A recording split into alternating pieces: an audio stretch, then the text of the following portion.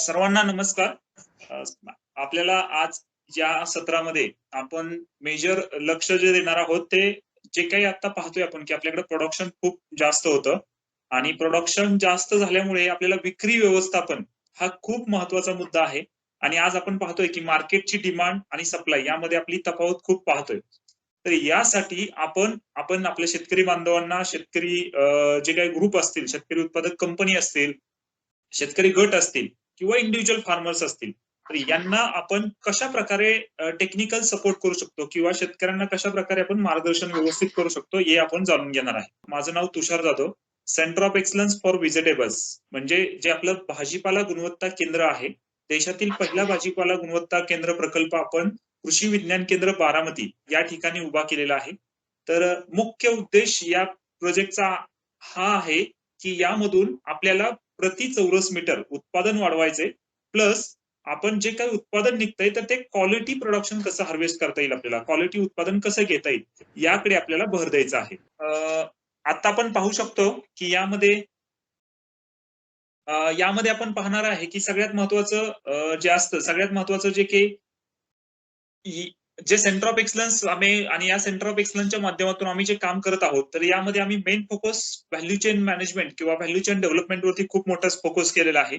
यामध्ये आपण पाहतोय की डे बाय डे आपलं प्रोडक्शनची व्हॅल्यूम खूप वाढत चाललेली, पण जे हार्वेस्ट वरती काम करायचं आहे यावरती आपण कुठेतरी कमी पडत आहोत. हा पॉइंट लक्षात घेऊन आम्ही यावरती काम करायला सुरुवात केलेली आहे. आता सगळ्यात महत्वाचं असतं की दोन पार्ट आपल्याकडे आहेत, लक्षात घ्या. क्लायमॅटिक झोन्स आपले वेगवेगळे आहेत. आपण दोन प्रकारची शेती करतो. एक तर नियंत्रित शेती, ज्याला आपण वातानुकूलित किंवा नियंत्रित शेती म्हणतो, ज्यामध्ये शेडनेट असतील, पॉलीहाऊस असेल, यामधील शेती असेल, किंवा आपण ओपनची शेती करतो. म्हणजे ओपनच्या शेतीमध्ये आपल्याकडे ओपन फार्मिंग मध्ये केलं जातं की ओपन कल्टिवेटेड लँड मध्ये आपण कुठल्याही प्रकारचा भाजीपाला घेतो, कुठल्याही प्रकारची फळभाज्या घेतो. या पद्धतीची आपण शेती करतो. आता हे सगळं करत असताना सगळ्यात महत्वाचा विषय असा आहे की आपण ज्यावेळेस पीक लागवड विचार करतो, ज्यावेळेस आपण पीक लागवड करतो, त्यावेळेस आपल्याला सगळ्यात महत्वाच्या गोष्टी माहीत करून घ्यायच्या असतं की बऱ्याच गोष्टी आता आपण सविस्तर चर्चा करणार आहोत की कोणकोणत्या गोष्टींवरती आपल्याला भर द्यायचा आहे. तर सगळ्यात महत्वाचं असतं की ज्यावेळेस आपण सॉइल सिलेक्शन असतं, ह्या गोष्टीवरती येणार आहे आपण. आता सगळ्यात महत्वाचं आहे की many pre harvest factors affect post harvest quality and life. म्हणजे आपण लक्षात घ्या की आपण म्हणतो की ज्यावेळेस हार्वेस्ट केल्यानंतर आमचं प्रॉडक्ट खराब झालं किंवा आपला भाजीपाला खराब होतो, हा आपण काय म्हणतो की हार्वेस्ट केल्यानंतर त्याची क्वालिटी खराब होत असते, पण असं नसतं.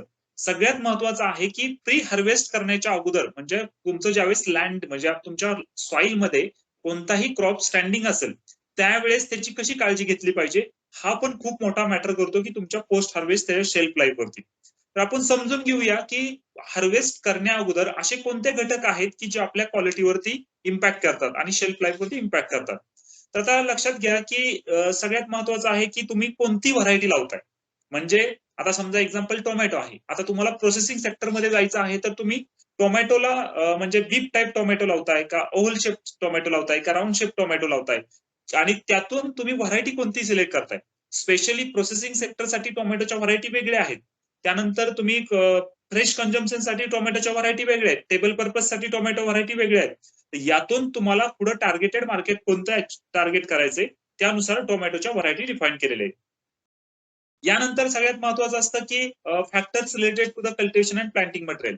आता यामध्ये कल्टिवेशन आणि प्लांटिंग मटेरियल यामध्ये काय सांगायचं असेल की समजा कल्टिवेशन मध्ये आपण समजा प्रॅक्टिसेस ज्या असतात आपल्या, म्हणजे कल्चरल प्रॅक्टिसेस. कल्टिवेशन मध्ये सगळ्यात महत्वाचं लक्षात घ्या करतो, म्हणजे एक्झाम्पल जसं की आपण कुठलाही रासायनिक खत वापरत असो किंवा कुठलाही इनऑर्गॅनिक फर्टिलायझर्स वापरत असो, किंवा त्यामध्ये कल्टिवेशन मध्ये आपल्या जे फुरोचं लँड आणि म्हणजे रिच आणि फुरोचं अंतर किती असतं, प्लांट टू प्लांट डिस्टन्स किती ठेवतो, प्लांटिंग मटेरियल कोणत्या दर्जाचं वापरतो, सीडलिंग्स काय दर्जाच्या होत्या, यावरती सुद्धा आपल्याला जे काही आपण प्रोड्यूस करणार आहे याची क्वालिटी डिटरमाइन केली जाते.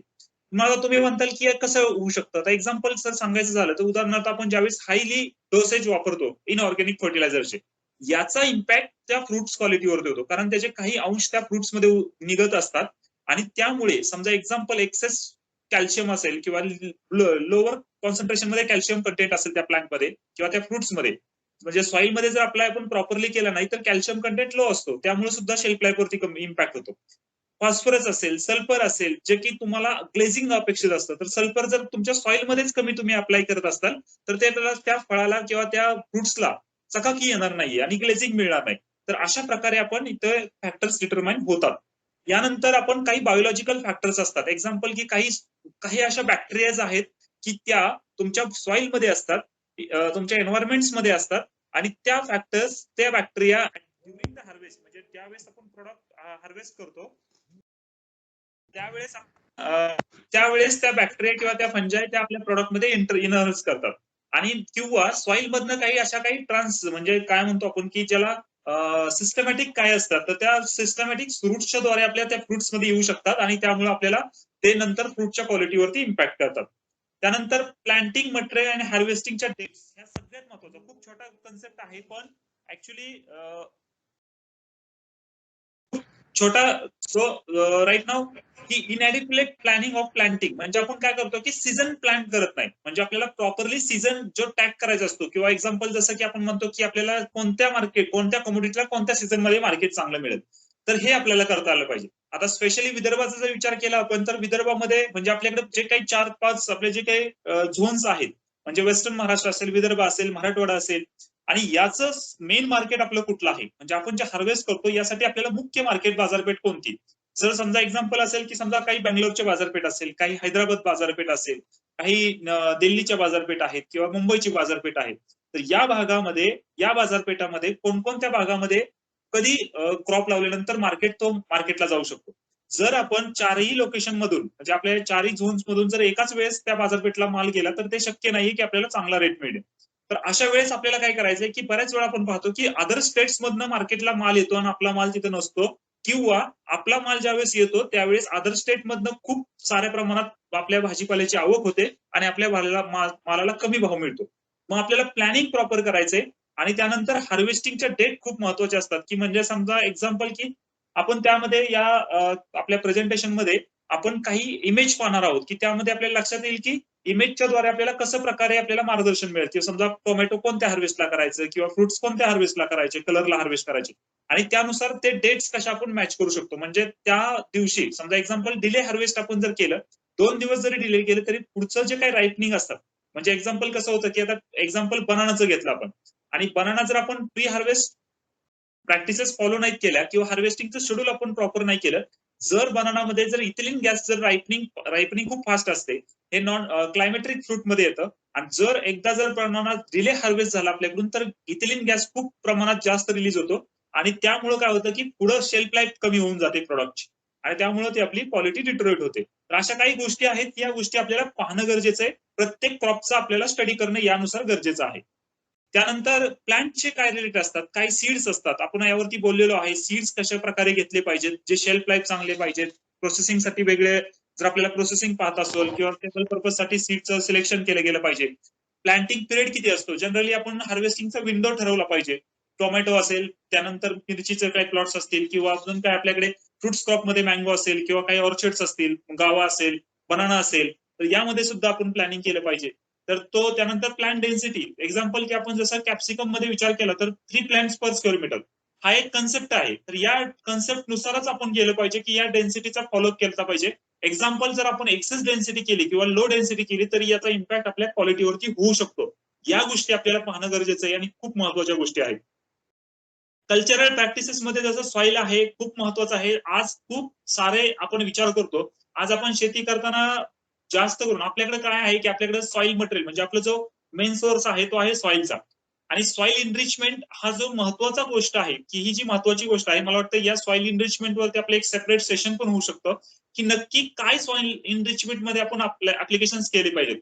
आज आपल्या लोकेशनची किंवा आपण ज्यामधून प्रोडक्शन घेणार आहोत ज्या सॉइल मधून आपण एक्सपेक्ट करत आहे की आपल्याला चांगल्या क्वालिटीचं प्रोड्यूस मिळालं पाहिजे ती सॉइल फर्टाईल आहे का, ती सॉइल प्रॉपरली न्यूट्रिएंट म्हणजे त्यामध्ये प्रत्येक घटक अवेलेबल आहेत का आणि जर ती सॉइल डिफिशियंट असेल तर डेफिनेटली तुम्ही व्हॉट एव्हर हार्वेस्ट कराल ते समजा ते सुद्धा त्या क्वालिटीचं तुम्हाला हार्वेस्ट होणार नाही.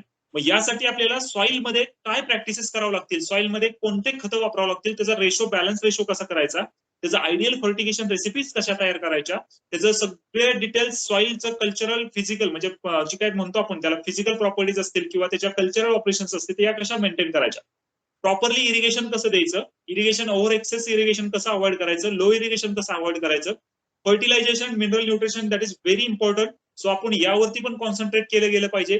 जर आपण मिसमॅच करत असेल, म्हणजे जर समजा एनपीके आणि सेकंडरी आणि मायक्रोन्यूट्रिएंट यामध्ये जर आपली तफावत होत असेल, किंवा आपण एक्सेस नायट्रोजन दिला आणि लो फॉस्फरस आणि पोटॅशला जर गेलो, तरी सुद्धा आपल्या फ्रूट क्वालिटीवरती इम्पॅक्ट होऊ शकतो. यासाठी आपल्याला प्रॉपरली फर्टिलायझेशन प्रोग्राम डिफाईन करावे लागतील प्रत्येक क्रॉपचे.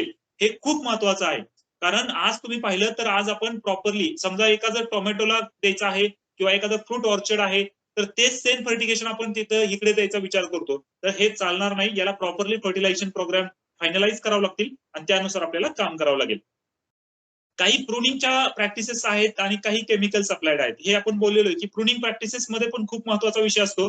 प्रुनिंग मध्ये आपण काय केलं जातं की समजा एक्सेस लोड असतो प्लांटवरती, समजा एक्सेस फ्रुट्स असतात, समजा एक्झाम्पल की आपल्याला बऱ्याच वेळा प्रुनिंग आणि थिनिंग करावं लागतं. प्रुनिंग म्हणजे काय, जे कंटिन्यू, आता समजा एक्झाम्पल तुम्ही जर कलर कॅप्सिकमचं प्रोडक्शन घेत असाल, म्हणजे बेल पेपर असेल, किंवा तुम्ही टोमॅटोचं पॉलिओस मधलं प्रोडक्शन घेत असताल, किंवा तुम्ही ओपनची कॅप्सिकम, ग्रीन कॅप्सिकम घेत असताल, किंवा तुम्ही ओपनला काही कुकुंबरचं क्रॉप घेत असताल, तर यामध्ये प्रुनिंग ऑपरेशन खूप महत्वाचं असतं. म्हणजे कंटिन्यू कट साईड शूट जे असतात, म्हणजे साईड शूट मेन फांदीला जे साईड ब्रांचेस येतात ते आपल्याला प्रून करावं लागतात. आणि थिनिंग म्हणजे काय की जे आपण एक्सेस फ्रुट्स असतात, म्हणजे 2 ते 3 सेट फ्रूट झालेले असतात, त्यातलं आपल्याला जे चांगले फ्रुट्स आहेत, ज्यावेळेस आपल्याला फ्रूटची आयडेंटिटी मिळते आणि चांगले फ्रुट्स असतात तेच आपण ठेवतो. जे खराब फ्रुट्स असतील किंवा मिसशेप फ्रुट्स असतील ते आपण थिन करतो. त्याच्यामुळे 2 जे फ्रुट्स ठेवलेत किंवा 1 सिंगल फ्रूट ठेवला असेल पर नोडला, तर तो फ्रूट चांगला क्वालिटीचा तयार होतो. त्यानंतर आपल्याला काही केमिकल्स ज्यावेळेस आपण अप्लाय करतो त्यावेळेस त्याचा पण आपल्याला विचार करावा लागेल. त्यानंतर आपण हे पाहिलेलं आहे की आता सीड्स मध्ये काय महत्वाचा गोष्ट असते, म्हणजे सर्टिफाईड तुम्ही वापरता, इन्फेक्टेड, हायब्रिड, कोणते सीड्स वापरतो आपण. आता affected yield, quality, fruit form, colour, earliness किंवा टर्डीनेस असेल किंवा रेजिस्टंट असेल. म्हणजे आपण लक्षात घेतलं पाहिजे की आपण हाच मुद्दा लक्षात घ्यायचा आहे, जर आपण सीड्स लावत असेल तर 100% ते डिसीज फ्री असावं आणि रिलायबल सोर्स असावा, म्हणजे कुठल्या तरी खात्रीशीर दुकानातनच आपण ते दुकानातनं खरेदी केलं गेलं पाहिजे. त्यानंतर सगळ्यात दुसरा महत्वाचा मुद्दा आहे की ते सर्टिफाईड आहे का, ते पण पाहून घेणं खूप गरजेचं असतं. आणि जर आपण एखादा हायब्रिडचं ट्रायल घेत असेल तर हायब्रिड मध्ये कोणतं आहे, त्याचे प्रूव्हन आहे का. जनरली जर आपण प्रोसेसिंग मध्ये जायचं म्हटलं तर हायब्रिड काही अशा व्हरायटीज आहेत की ज्या परफेक्टली मॅच करत नाहीयेत. मग त्यामध्ये आपल्याला काही इंडिजिनस असेल किंवा काही आपल्या लोकल व्हरायटीज असेल त्याला प्रेफरन्स द्यावा लागतो, जे की प्रोसेसिंग मध्ये आपल्याला चांगला स्कोप मिळू शकतो. या गोष्टी आपल्याला पाहणं खूप गरजेचं आहे. आता यामध्ये कल्टिव्हार्स मध्ये choose cultivar that are well suited to the specific climate, day length, soil and growing condition and market demand. सगळ्यात महत्वाचा मुद्दा आहे. म्हणजे आपण काय करतो की आपण समजा एक्झाम्पल, आता डे लेंथ म्हणजे काय की समजा सूर्य दिवसाचा जी काही डे लेंथ, त्याला जो सूर्यप्रकाश मिळणार आहे फॉर फोटोसिंथेसिस ऍक्टिव्हिटी, हा किती असेल. त्यानंतर आपण विचार करू शकतो की म्हणजे स्पेसिफिक क्लायमेटला ते सूट होईल का. एक्झाम्पल की समजा आता आपण जर हॉट अँड ह्युमिड क्लायमेट असेल, आपण ट्रॉपिकल सब ट्रॉपिकल क्लायमेट मध्ये बसत आहोत, तर या लोकेशनला किंवा या क्लायमेटला आपल्या ती व्हरायटी सूट होईल का, या गोष्टी पाहून घेण्याच्या खूप गरजेचं आहे. त्यानंतर cultivar should be selected for planting which has better transport quality and long shelf life. Definitely, कारण आपण बघतो की शेल्फ लाईफ आणि लॉंग ट्रान्सपोर्ट साठी 100% आपल्याला तो सुटेबल असावा. त्यानंतर बेटर क्वालिटी ऍट्रिब्यूट, त्याचे क्वालिटी ऍट्रिब्यूट वेगवेगळे असावेत, चांगले क्वालिटी ऍट्रिब्यूट असावे, आणि या गोष्टी खूप पाहण्याच्या गरजे असतात. Grow off season cultivars of the same crop to extend to harvest period. म्हणजे अशा काही ऑफ सीझन कल्टिव्हार्स जे असतात, म्हणजे same crop to extend to harvest period. आता एक्झाम्पल जसं की आम्ही या सेंटर ऑफ एक्सलन्सच्या माध्यमातून आपण ग्राफ्टिंग टेक्नॉलॉजी, व्हिजिटेबल ग्राफ्टिंग वरती आपण भर दिलेला आहे. आता फॉर स्पेशली इन व्हिजिटेबल्स, जर आपल्याला हार्वेस्टिंग विंडो वाढवायचा असेल, आज मार्केटमध्ये अशी परिस्थिती आहे की फार्मर्सचा प्लॉट एंड होतो कुठल्याही क्रॉपचा असेल, तर तो प्लॉट पूर्ण हार्वेस्टिंग त्याचं संपतं आणि नंतर मार्केटमध्ये भाव वाढतात. मग अशा वेळेस काय होतं की आपल्याला हार्वेस्टिंग विंडो जी असते ती आपल्याला वाढवून घ्यावं लागेल. त्यासाठी आपल्याला ग्राफ्टेड जर आपण प्रयत्न केला, ग्राफ्टेड समजा टोमॅटो असेल, ग्राफ्टेड चिली असेल, ग्राफ्टेड कॅप्सिकम असेल, ग्राफ्टेड टोमॅटो किंवा ग्राफ्टेड बैंगन म्हणजे ब्रिंजल असेल, किंवा इतर काही वेलवर्गीयमध्ये जर आपण गेलो तर कॅबेज आपण क्रुसिफेरस मध्ये जर विचार केला समजा, किंवा कुकुंबर क्रॉप असेल, किंवा वॉटरमेलन असेल, कलिंगड असेल, किंवा खरबूज असेल, तर आपण यामध्ये ग्राफ्टेड प्लांट्स लावले तर आपल्याकडे हार्वेस्टिंग विंडो आपल्याला एक्सटेंड मिळालेली पाहायला मिळालेली. त्यामुळे आपण ज्यावेळेस मार्केटमध्ये त्याचा तुटवडा निर्माण होईल त्यावेळेस आपल्याकडे माल असेल आणि आपल्याला चांगल्या प्रकारे रेट मिळतील. त्यानंतर व्हरायटीज आपल्याला डेफिनेटली माहिती की हाय यील्डिंग असावी आणि की लो ससेप्टेबिलिटी म्हणजे जे काही पोस्ट हार्वेस्ट पेस्ट आहे तर त्यासाठी लो ससेप्टेबिलिटी म्हणजे कुठल्याही पोस्ट हार्वेस्टचे जे काही पेस्ट आणि डिसीज असतात तर त्याला ते ससेप्ट झालं नाही पाहिजे किंवा ते बळी पडलं नाही पाहिजे अशा व्हरायटी रेजिस्टंट करणाऱ्या व्हरायटी आपण रेकमेंड करू शकतो. सॉइल प्रॉपर्टीज वरती पण आपण गेलेलो आहे. डिसीज इन्फेक्टेशन आपल्याला माहिती की sanitation field sanitation is very important. आपण पाहतो बघा आम्ही पाहिलं होतं ज्यावेळेस या प्रेझेंट म्हणजे या प्रोजेक्टच्या अंतर्गत आम्ही नेदरलँडमध्ये गेलो होतो आणि नेदरलँडमध्ये पाहिलं की इच अँड एव्हरी फील्ड त्या खूप 100% सॅनिटाईज असतात. म्हणजे त्यामध्ये क्लीननेस असेल, फार्म क्लिनिंग असेल, फार्म पूर्ण सराउंडिंग असेल, तुमच्या प्लॉटचं सराउंडिंग असेल, ह्या सगळ्या गोष्टी खूप डिसइन्फेक्ट आणि क्लिनिंग केल्या होत्या. आपण डिसइन्फेक्शन वरती जास्त भर देत नाही. डिसइन्फेक्शन करून खूप महत्वाचं आहे. फील्ड सॅनिटेशन हा खूप महत्वाचा मुद्दा आहे. आपण कसा करू शकतो? आपण लक्ष देत नाहीये, पण जनरली जर समजा आपण जे रेग्युलर आपले लेबर्स फार्म लेबर असतील किंवा आपण स्वतः असेल, आपण बाहेरून येत असतो किंवा आपल्या ज्या काही बूट्स असतील किंवा चप्पल असेल तर त्यामध्ये काही इनोकुलम फंगसचे वगैरे आपण बाहेरच्या फील्डमधून आपल्या मेन फील्डमध्ये घेऊन येत असतो.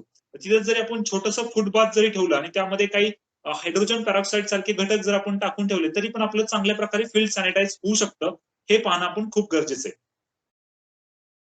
त्यानंतर आपण पाहतो की several insects including fruit flies invade fruits generally the time of flowering and ripening fruits reduce the quality make cause ejections and especially for exported fruits.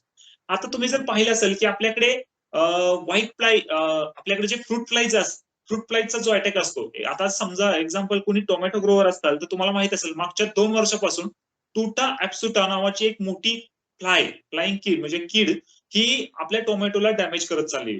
आपण म्हणतो की फ्रूट फ्लायचा डॅमेज आहे पण तो फ्रूट फ्लायचा डॅमेज नसून तो टुटा ऍप्सुटा म्हणून ही एक महत्वाची कीड आहे त्याचा डॅमेज आहे.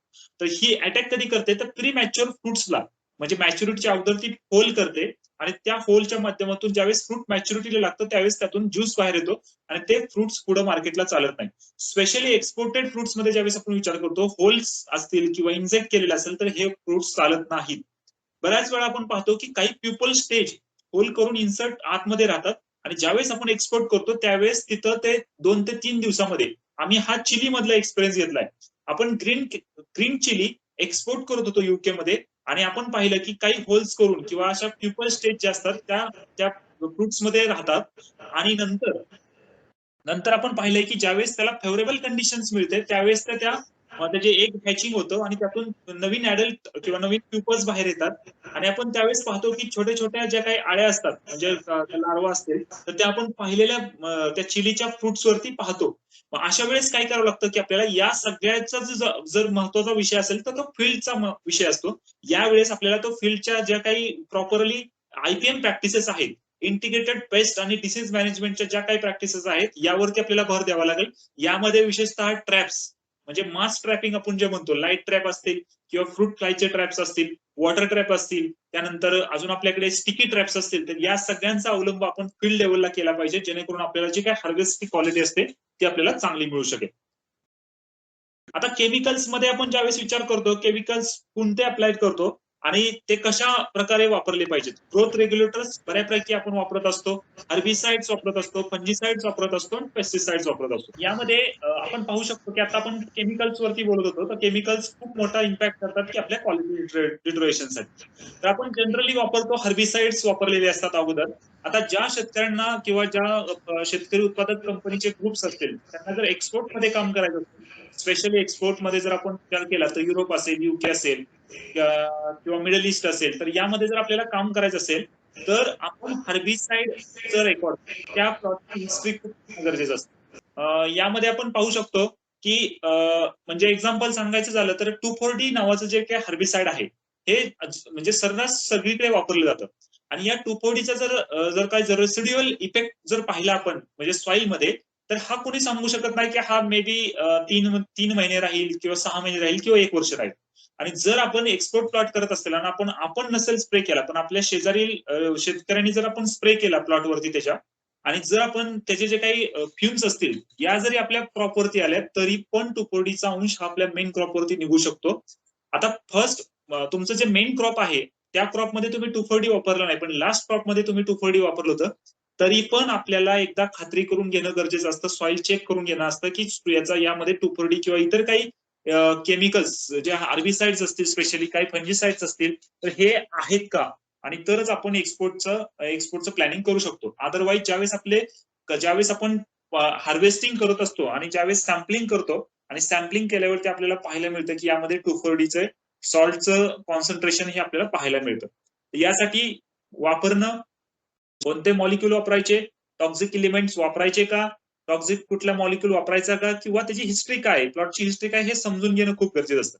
आता स्पेशली पेस्टिसाइडचा विचार केला, फंजिसाइडचा विचार केला, तर यामध्ये आपण काय करतो की यामध्ये ज्यावेळेस याचा प्रत्येकाचा पोस्ट हार्वेस्ट इंटरव्हल असतो. म्हणजे आपल्या ज्यावेळेस आपण हार्वेस्ट हे फंजिसाइड किंवा पेस्टिसाइड आपण मेन क्रॉपवरती अप्लाय करत असतो, याचा एक ठराविक डेज ऑफ इंटरव्हल असतं. म्हणजे की कोणत्या दिवशी, मग आफ्टर स्प्रे तुम्ही कधी हार्वेस्ट करू शकता, ह्याचा एक पीएचआय असतात.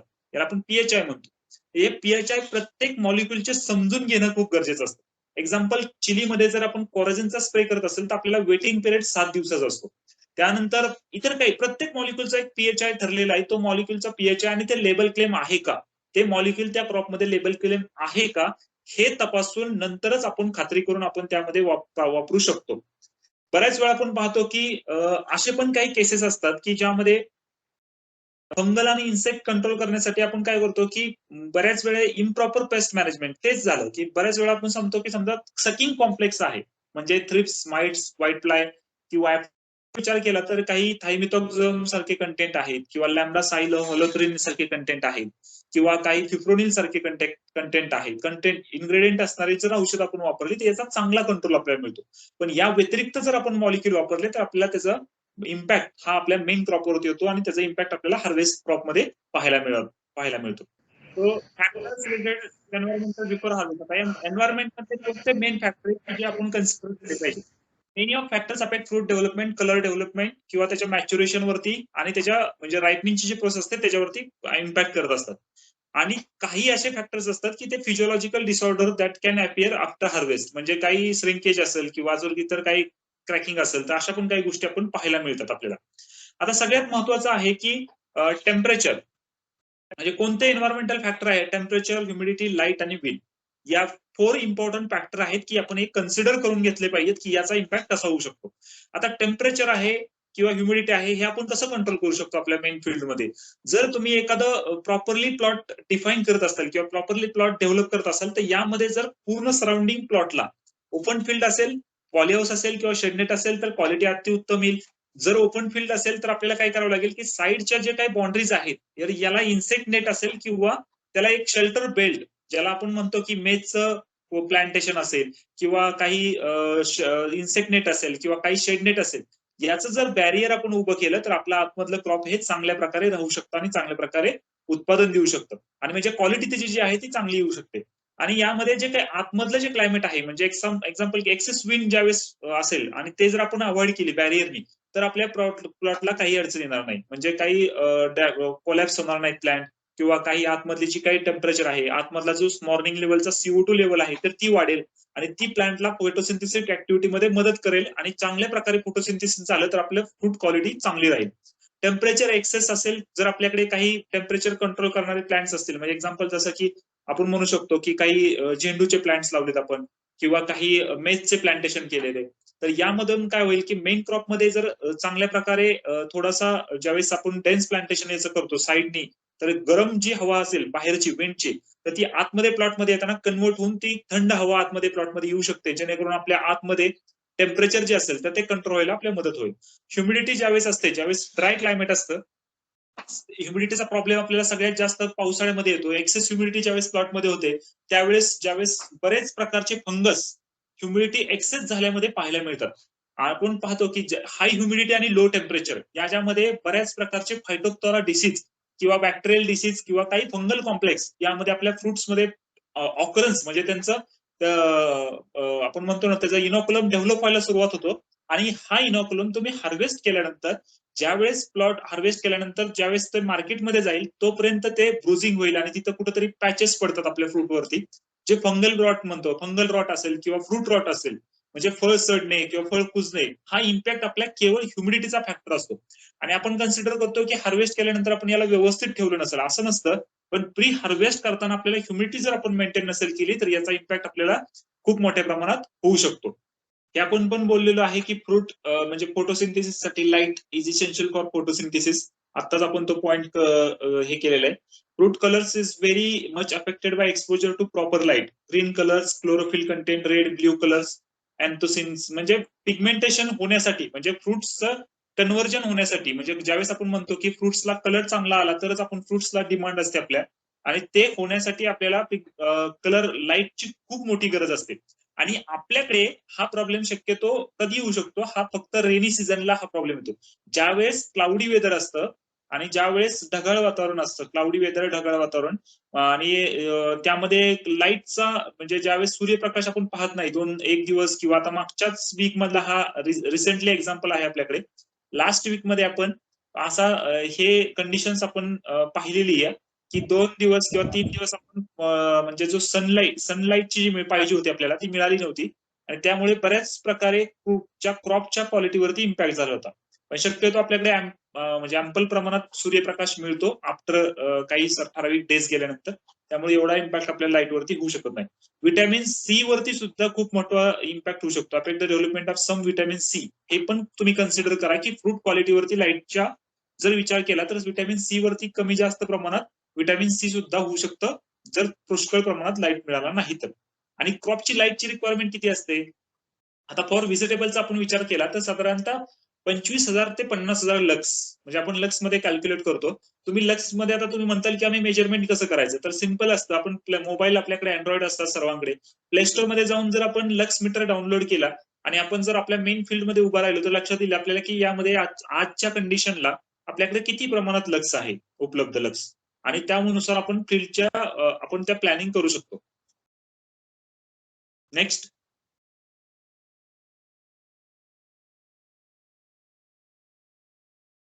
आता हार्वेस्ट स्टेजला, ड्युरिंग हार्वेस्ट काय इम्पॅक्ट होऊ शकतो? म्हणजे एक्झाम्पल की समजा आपण बऱ्याच वेळा करतो की लो मॅच्युअर, म्हणजे मॅच्युअर्ड होण्याच्या अगोदरच हार्वेस्ट करतो, ते सुद्धा आपल्याला म्हणजे फेल्युअर टू रायपन, ते रायपन होत नाही, किंवा एक्सेसिव्ह सॉफ्टनिंग, म्हणजे अशा बरेच गोष्टी, किंवा rough and unsanitary field containers result in nutrition of loss. Field containers म्हणजे आपल्याकडे जनरली क्रेट्स असतात. आता हा महत्वाचा मुद्दा आपला आहे की आपण काय करतो की क्रेट्स कसे वापरतो, म्हणजे आपण क्रेट्स वॉशिंग करतो का नाही. कधीच आपण क्रेट्स वॉशिंग करत नाही, आपण तो विचार पण केलेला नाही अजून. तर क्रेट वॉशिंग करणं, क्रेट्स कोडिंग, कलर कोडिंग करणं, हे खूप महत्वाचं राहील. आणि आम्ही त्याच्यावरती एक प्रोजेक्ट पण सबमिट केलेला आहे की येणाऱ्या फ्युचरमध्ये फॉर टोमॅटो असेल, फॉर कॅप्सिकम असेल, फॉर चिली असेल, फॉर अजून फ्रुट्स क्रॉप्स असेल, सिट्रस असेल, पोमोग्रेनेट असेल, बनाना असेल, यासाठी कलर कोडेड क्रेट्स मार्केटमध्ये अवेलेबल पाहिजेत. स्पेशली फॉर ब्ल्यू जर म्हटलं तर टोमॅटोसाठी असेल, किंवा रेड म्हटलं तर टोमॅटोसाठी. अशा मी कलर कोडेडचे एक हे केलंय, प्रोजेक्ट बनवलाय, आणि तो प्रोजेक्ट आम्ही सबमिट केलेला आहे, जेणेकरून फार्मर्सला पण आयडेंटिफिकेशनला सोपं जाईल, आणि त्या प्रोडक्टची जी ब्रँड असेल किंवा त्या प्रोडक्टची जी आयडेंटिटी आहे तर ती आपल्याला वाढवण्यात मदत होईल. यासाठी आम्ही काम करतोय. यामध्ये आपण पाहतो की प्री हार्वेस्ट वरती बोललं जात नाही जनरली. पोस्ट म्हणजे ज्यावेळेस आपण क्वालिटीच्या बाबतीत कन्सर्न करतो त्यावेळेस या फॅक्टर्स वरती खूप कॉन्सन्ट्रेट करणं गरजेचं असतं. त्यावेळेस आपण post harvest properly practices follow करू शकतो. आता आपण प्री मध्ये सर्व पाहिले की कोणकोणते फॅक्टर्स आहेत, आणि इन शॉर्ट आपण त्या कम्प्लीट करायचा प्रयत्न केलेला आहे. आता तुमच्या लक्षात आलं की बेस तुमचा लक्षात आलाय की आपण आता या स्टेजला आहोत की आपण आता प्रोडक्ट हार्वेस्ट केलेला आहे, प्रॉपरली हार्वेस्ट करणार आहोत, किंवा आपण प्रोडक्ट हार्वेस्ट करण्याच्या स्टेजमध्ये आहोत. यामध्ये कोणते मॅटर करतात? तर पहिली गोष्ट आपण पाहून घेऊया की आपल्याकडे किती प्रमाणात हार्वेस्टिंगच्या स्टेजला किती प्रमाणात लॉसेस होत असतात.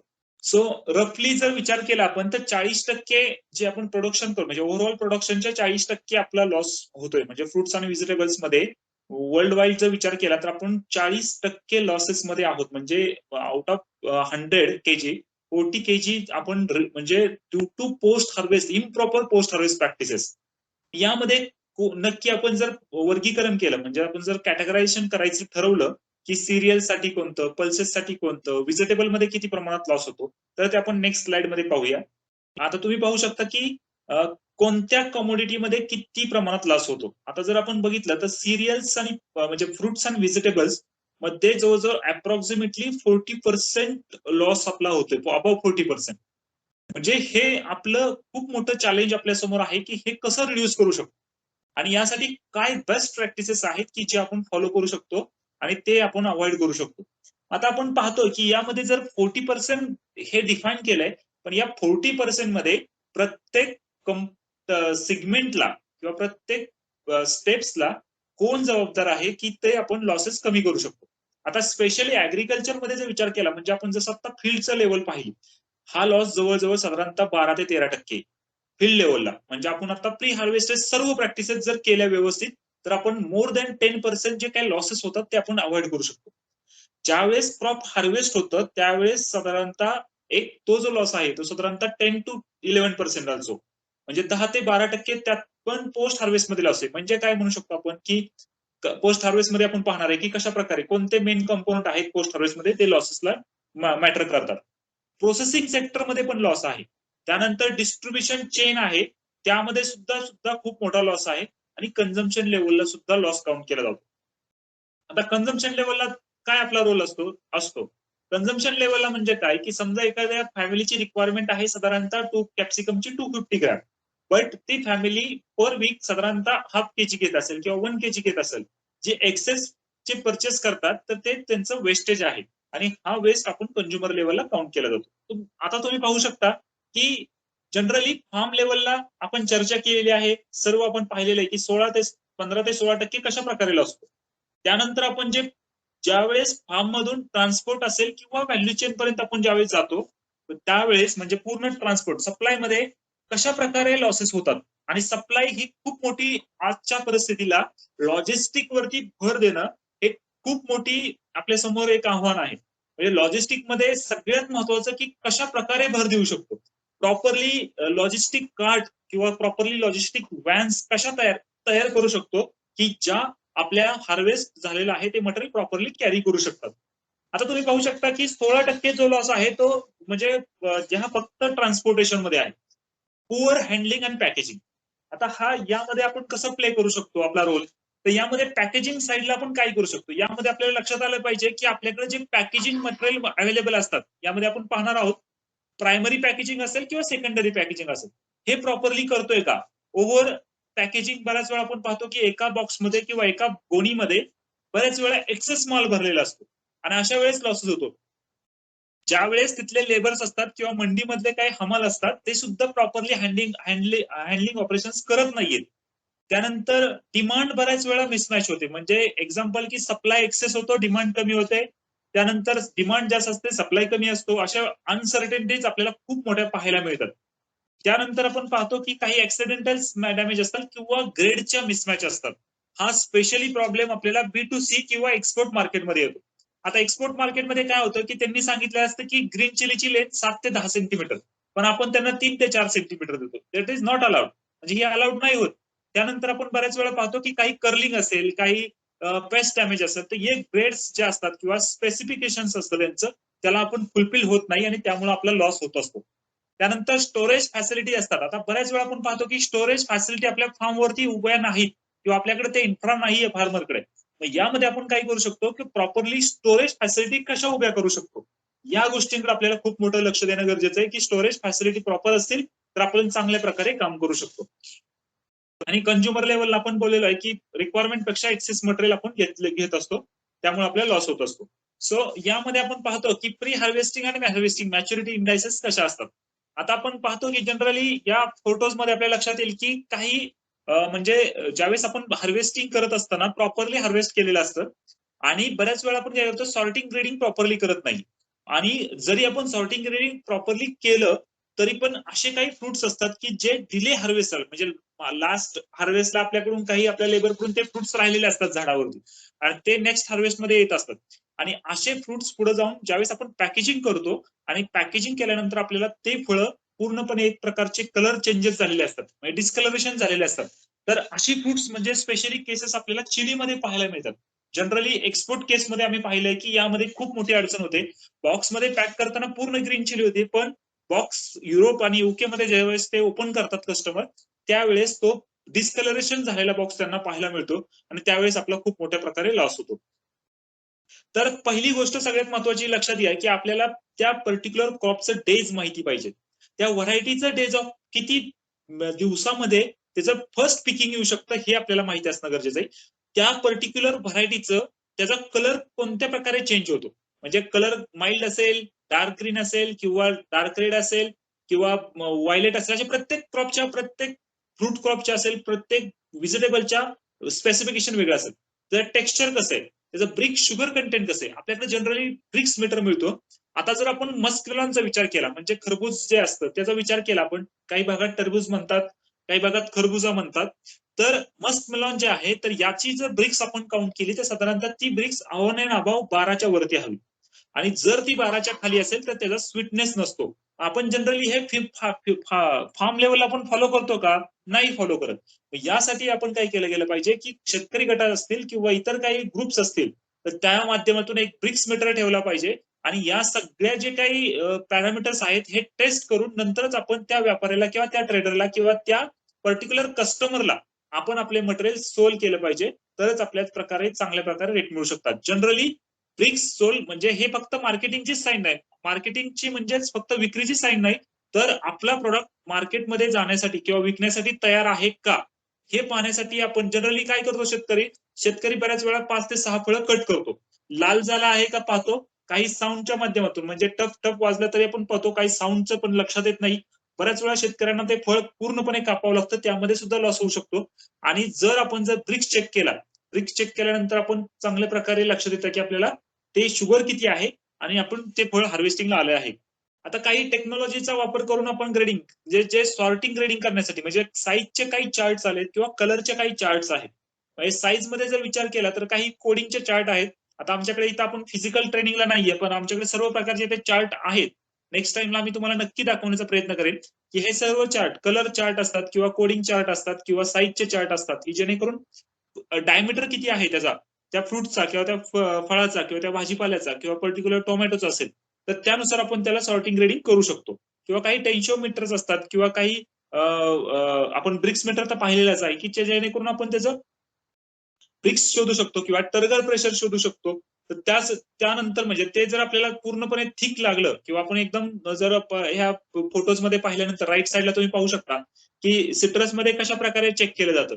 जर ते इंजेक्ट केल्यानंतर आपल्याला जर ते म्हणजे पूर्णपणे जर समजा एकदम इन्सर्ट झालं आतमध्ये, तर आपण ती म्हणू शकतो की ही एक्सेस म्हणजे पुढे चाललेले आहे. आणि जर ती शेल्फ असते किंवा तिचा पेरिकार्प असतो, तो जर कडक लागला, तर आपण काय म्हणू शकतो की ही अजून मॅच्युरिटीला म्हणजे प्रॉपर मॅच्युरिटीच्या स्टेजला आहे, असं आपण कन्सिडर करू शकतो आणि ती लॉंग मार्केटसाठी किंवा लॉंग डिस्टन्ससाठी आपण ते प्रॉडक्ट हार्वेस्ट करू शकतो. आता पॅकेजिंग मटेरियलवरती आपण जर बोलायचं झालं तर प्रायमरी पॅकेजिंग आणि सेकंडरी पॅकेजिंग. आता यामध्ये दोन प्रकारचे पॅकेजिंग असतात, primary packaging, secondary packaging. Primary packaging मध्ये आपले जे काही बोरीज असतात, गनी बॅग्स असतात किंवा काही पनेट्स असतात किंवा पनेट्सचं जास्त नाही पण कोरोगेटेड बॉक्सेस असतात, तर यामध्ये आपण प्रायमरी पॅकेजिंग करू शकतो. आता तुम्ही पाहू शकता की काही मिरचीचं जे पॅकेजिंग केलेलं आहे, ग्रीन चिली, तर ते अशा प्रकारे पॅक केलेलं आहे. काही सेकंडरी पॅकेजिंग मध्ये जर विचार केला तर स्पेशली काही थर्मोकॉल्स पनेट्स असतात किंवा काही ग्लासचे पनेट्स असतात किंवा वेगवेगळे आपण बॉक्सेस पाहतो. तर यामध्ये छोटे कोरोगेटेड बॉक्सेस सुद्धा सेकंडरी पॅकेजिंग मध्ये येऊ शकतात किंवा काही ग्रेपचे स्पेशल पनेट्स असतात, तर या सगळ्या सेकंडरी पॅकेजिंग मध्ये मोडल्या जातात. आपण फोकस करायचं असेल आपल्याला एक्सपोर्ट मार्केटसाठी असेल, म्हणजे जर आपण सुरुवातीला कुठल्या डिरेक्टली एक्सपोर्ट करणार असेल, तर आपल्याला पनेट्स किंवा स्मॉल पॅकेट्स मध्येच कन्सिडर करून विकावं लागेल. आणि जर आपण बल्कमध्ये विकणार असेल डिरेक्टली आणि समोर कोण थर्ड पार्टी असेल आणि त्यांना विकणार, ते पुढे पॅकेजिंग करणार असतील, तर आपण प्रायमरी पॅकेजिंग करून आपलं मटेरियल हे पुढे मार्केटमध्ये पाठवू शकतो. आता या फोटोमध्ये आपण पाहू शकतो की राईट साईडला दोन फोटो आहेत. त्यातला जो खालचा फोटो आहे, तिथं आपण पाहू शकतो की एक्सेस कशा प्रकारे लोडिंग केलं आहे. म्हणजे ज्यावेळेस आपण पाहतो की प्रॉपर बॉक्समध्ये पॅक करत असताना आपण ज्यावेळेस जर एक्सेस त्याच्यामध्ये बॉक्सच्या कॅपॅसिटीपेक्षा जर एक्सेस लोड करत असेल आणि ते बॉक्सेस एकावरती एक ठेवत असेल, तर त्या वरच्या जे फ्रुट्स असतात किंवा वरचे जे काही सॅम्पल असतं, तर त्याला काय होतं, ब्रुजिंग होतं. आणि ते ब्रुजिंग मार्केटमध्ये चालत नाहीये. मग अशा वेळेस आपल्याला काय करायचं की प्रॉपर बॉक्स आणि त्या बॉक्समध्ये त्या बॉक्सच्या साईज नुसारच आपल्याला मटेरियल पॅक करायचं आहे. हा एक बेस्ट एक्झाम्पल आहे की आपल्या इथे जे आपण कलर कॅप्सिकम किंवा टोमॅटो असतील किंवा इतर काही घटक असतात. आपण जे जनरली प्रेफर काय करतो, कॅरेट्स असतात आपल्याकडे. पण कॅरेट्स मध्ये सुद्धा आपण काय करतो, एक्सेस कॅरेट भरतो. म्हणजे 22 किलो 25 किलो पर्यंत कॅरेट भरायचा विचार करतो. पण तसं न करता प्रॉपरली ते जे ब्रुजिंग न होईल, वरचे फ्रुट्स खराब होणार नाहीयेत, वरचे जे काही व्हेजिटेबल्स असतील तर ते खराब होणार नाहीत, याची काळजी आपण घेतली गेली पाहिजे. आता हा खूप महत्वाचा मुद्दा आहे, हे समजून घेणं गरजेचं आहे. क्लायमॅट्रिक फ्रुट्स आणि नॉन क्लायमॅट्रिक फ्रुट्स म्हणजे ज्या फ्रुट्समध्ये इथिलीनचं खूप मोठ्या प्रमाणात म्हणजे इथिलीन गॅस रिलीज होत असतो आणि रिस्पिरेशन खूप फास्ट असतं, त्याला आपण क्लायमॅट्रिक फ्रुट्स म्हणतो. आणि नॉन क्लायमॅट्रिक मध्ये स्लोली असतं, म्हणजे ते म्हणजे त्यांचं शेल्फ लाईफ असेल किंवा त्याचं इथिलीनचं जे काही गॅस रिलीज असतो तो कमी प्रमाणात रिलीज होत असतो. तर मग आपण या क्लायमॅट्रिक आणि नॉन क्लायमॅट्रिक वरती आपलं हार्वेस्टिंग करत असतो. म्हणजे कोणतं क्लायमॅट्रिक फ्रुट्स आपण बिफोर मॅच्युरिटी आपल्याला हार्वेस्ट करावं लागतात. नॉन क्लायमॅट्रिक इटसेल्फ मॅच्युर्ड व्हावं लागतात प्लांट वरती, त्याच वेळेस आपण ते हार्वेस्ट करतो. तर हे समजून घेणं गरजेचं आहे आपल्याला, त्याच वेळेस आपण प्रॉपरली हार्वेस्टिंगचा प्लॅन करू शकतो. आता तुम्ही पाहू शकता की बनाना बिफोर मॅच्युरिटी आपल्याला हार्वेस्ट करावं लागतं. मस्क मेलन असेल किंवा आपल्याकडे काही इतर काही पपया आहे बिफोर मॅच्युरिटी, म्हणजे just for ripening process start झाली की आपण ते हार्वेस्ट करतो. आणि जर आपण एक झाडावरतीच आपण रायपन करत बसलो तर आपल्याला ते लॉंग ट्रान्सपोर्ट असेल, लॉंग शेल्फ लाईफ असेल किंवा आपल्याला जे जे काही क्वालिटी असेल तर ते डिटोरेट होते आणि आपल्याला त्याचं मार्केट मिळत नाही चांगल्या प्रकारे. तर त्यासाठी आपल्याला क्लायमॅट्रिक फ्रुट्स कोणते आणि नॉन क्लायमॅट्रिक फ्रुट्स कोणते, त्यावरती आपल्याला समजून समजून घेणं खूप गरजेचं आहे. आता काही मार्केटमध्ये तुम्ही आता पाहू शकता की काही वॉटर लॉस, म्हणजे आपण बऱ्याच वेळा म्हणतो की आपला फ्रेश भाजीपाला असतो आणि फ्रेश भाजीपाला पण पाहतो, पण भाजीपाला काय होतो की जनरली आपण जो भाजीपाला लागवड केलेला असतो किंवा आपण जो भाजीपाला मार्केटमध्ये पाठवतो, तुम्ही जर पाहिलं असेल काही मॉल्स असतील किंवा काही हॉटेल्स असतील किंवा जो जिथं आपण भाजीपाला आपल्या मालाचं प्रेझेंटेशन करणार आहे, तर समजा तिथं जर त्या स्पेशली पेरिशेबल जे भाजीपाला असतं तर त्यामधून वॉटर लॉस खूप मोठ्या प्रमाणात होत असतो. म्हणजे त्या पाण्या म्हणजे जे काही पाणी म्हणजे वॉटर कंटेंट असतं त्या फ्रुट्समध्ये किंवा त्या व्हेजिटेबल्समध्ये, तर त्याचा लॉसेस खूप मोठ्या प्रमाणात होतो. तर ते अव्हॉइड करणं खूप गरजेचं आहे. तर त्यासाठी बऱ्याच प्रोसेस आहेत. तर त्याला जसं आता जसं एक्झाम्पल तुम्ही जर विचार केला तर कुकुंबर. तुम्ही कधी विचार केला का की कुकुंबरचा किंवा टोमॅटो याला आपण वॅक्स करू शकतो. म्हणजे एक पर्टिक्युलर केमिकलचा लेअर आपण त्याच्यावरती देऊ शकतो, जेणेकरून त्यातलं वॉटर लॉस हे अव्हॉइड करू शकतो. दुसरं स्पेशल एक पद्धत आहे, जसं की आता लिफी व्हेजिटेबल्स आहेत, त्यांना आपण प्लास्टिकच्या बॅग्स मध्ये पॅक करू शकतो की ज्या वॉटर लॉस होऊन देत नाहीत भाजीपाल्याचा. तर अशा काही बॅग्स मध्ये पर्पोरेटेड बॅग्स मार्केटमध्ये आलेल्या आहेत, त्याचा आपण वापर करू शकतो. थर्ड इम्पॉर्टंट आहे की बऱ्याच वेळा आपण काय करतो की जनरली वॉटर मिस्ट जरी केलं, म्हणजे आपण ज्या स्प्रेनी पाणी जरी त्याच्यावरती स्प्रिंकलर केलं किंवा त्याचे फाईन ड्रॉपलेट्स आपण त्याच्यावरती स्प्रे केले, तरी सुद्धा त्याचा जो लॉस होतो तो आपण अवॉइड करू शकतो आणि टेम्परेचर मेंटेन करू शकतो आणि त्याची शेल्फ लाईफ जी आहे त्या प्रॉडक्टची तर ती आपण एनहान्स करू शकतो. या गोष्टीवरती आपल्याला भर देणं खूप मोठं गरजेचं आहे. आता हे काही चिलिंग म्हणजे कोल्ड स्टोरेजचा विषय आहे. कोल्ड स्टोरेजमध्ये जर बेसिक आपण विचार केला, तर आपल्याला नक्की आपण जर व्हेजिटेबल्स मध्ये काम करत असेल आणि स्पेशली एक्झोटिक व्हेजिटेबल्स असतील, आपल्याकडे ब्रोकोली असेल किंवा लेट्यूस असतील किंवा काही झुकिनी असेल, तर ते कशा प्रकारे ठेवलं पाहिजे.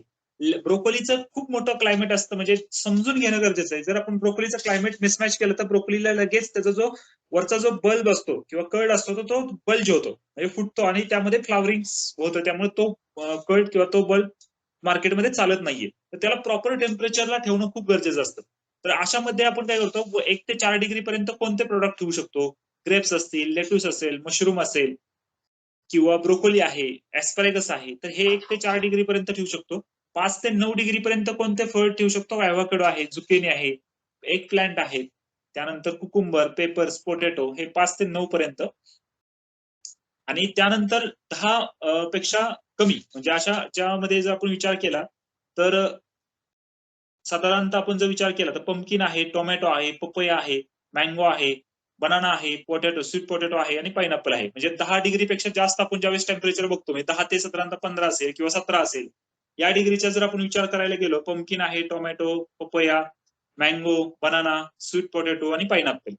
जनरली साधारणतः आपण 17 ते 18 डिग्री म्हणजे प्री कुलिंगचा विचार केला, पण 2 कंडिशन्स असतात. यामध्ये ज्यावेळेस आपण फक्त बेसचा विचार करू, तुम्ही समजा एखादा प्रॉडक्ट हार्वेस्ट करत असाल, तर त्यातली फील्ड हीट ज्यावेळेस आफ्टर हार्वेस्ट त्या प्रॉडक्टमध्ये, त्या भाजीपाल्यामध्ये फील्ड हीट असते. म्हणजे एक प्रकारचं विशिष्ट टेम्परेचर असतं आणि ते रिमूव्ह होणं खूप गरजेचं असतं. म्हणजे प्रॉडक्टचं टेम्परेचर इट मे बी म्हणजे साधारणतः विचार केला तर 17 ते 22 किंवा 25 किंवा 27 डिग्री पर्यंत असू शकतं. मग हे 25 किंवा 22 टेम्परेचर जे असेल, हे कमी करणं खूप गरजेचं असतं. त्यासाठी आपण प्री कुलिंगचा विचार करतो. म्हणजे प्री कुलिंग म्हणजे काय, की फील्ड हीट प्रॉडक्ट मधली फील्ड हीट रिमूव्ह करण्यासाठी आपण प्री कुलिंग बसवतो. प्री कुलिंग मध्ये सिम्पली असतात, फॅन्स असतात, ते कंटिन्यू रन होतात, त्यामुळे जे काही प्रॉडक्टचं टेम्परेचर असतं ते डाऊन होतं आणि ते product temperature goes below to साधारणतः 17 असेल, 15 असेल, 12 असेल, या डिग्री पर्यंत आपण प्री कुलिंग मध्ये ठेवत असतो. आणि त्यानंतर कोल्ड स्टोरेजचा कन्सेप्ट येतो. मग कोल्ड स्टोरेज हे specially design for finish goods. म्हणजे ज्या वेळेस आपल्याकडे एखादी फिनिश गुड असेल, म्हणजे आपण त्यामध्ये मटेरियल आपण प्रोसेस केलेलं आहे, प्रोसेस मटेरियल आहे, म्हणजे समजा बेबी कॉर्न आहे, स्वीट कॉर्न आहे, पोटॅटोज ग्रेडिंग सॉर्टिंग करून पॅकिंग करून ठेवलेले आहेत पनेटमध्ये, पाऊचमध्ये. त्यासाठी आपण कोल्ड स्टोरेजचा प्रेफरन्स देतो. आणि प्री कुलिंग जे असतं ते आपण फील्ड प्रोडक्ट, म्हणजे ज्यावेळेस प्रोडक्ट फील्ड मधून आले की लगेच आपण ते प्री कुलिंग मध्ये ठेवले गेले पाहिजे. अशा कन्सेप्टचा आपण फॉलो करत असतो.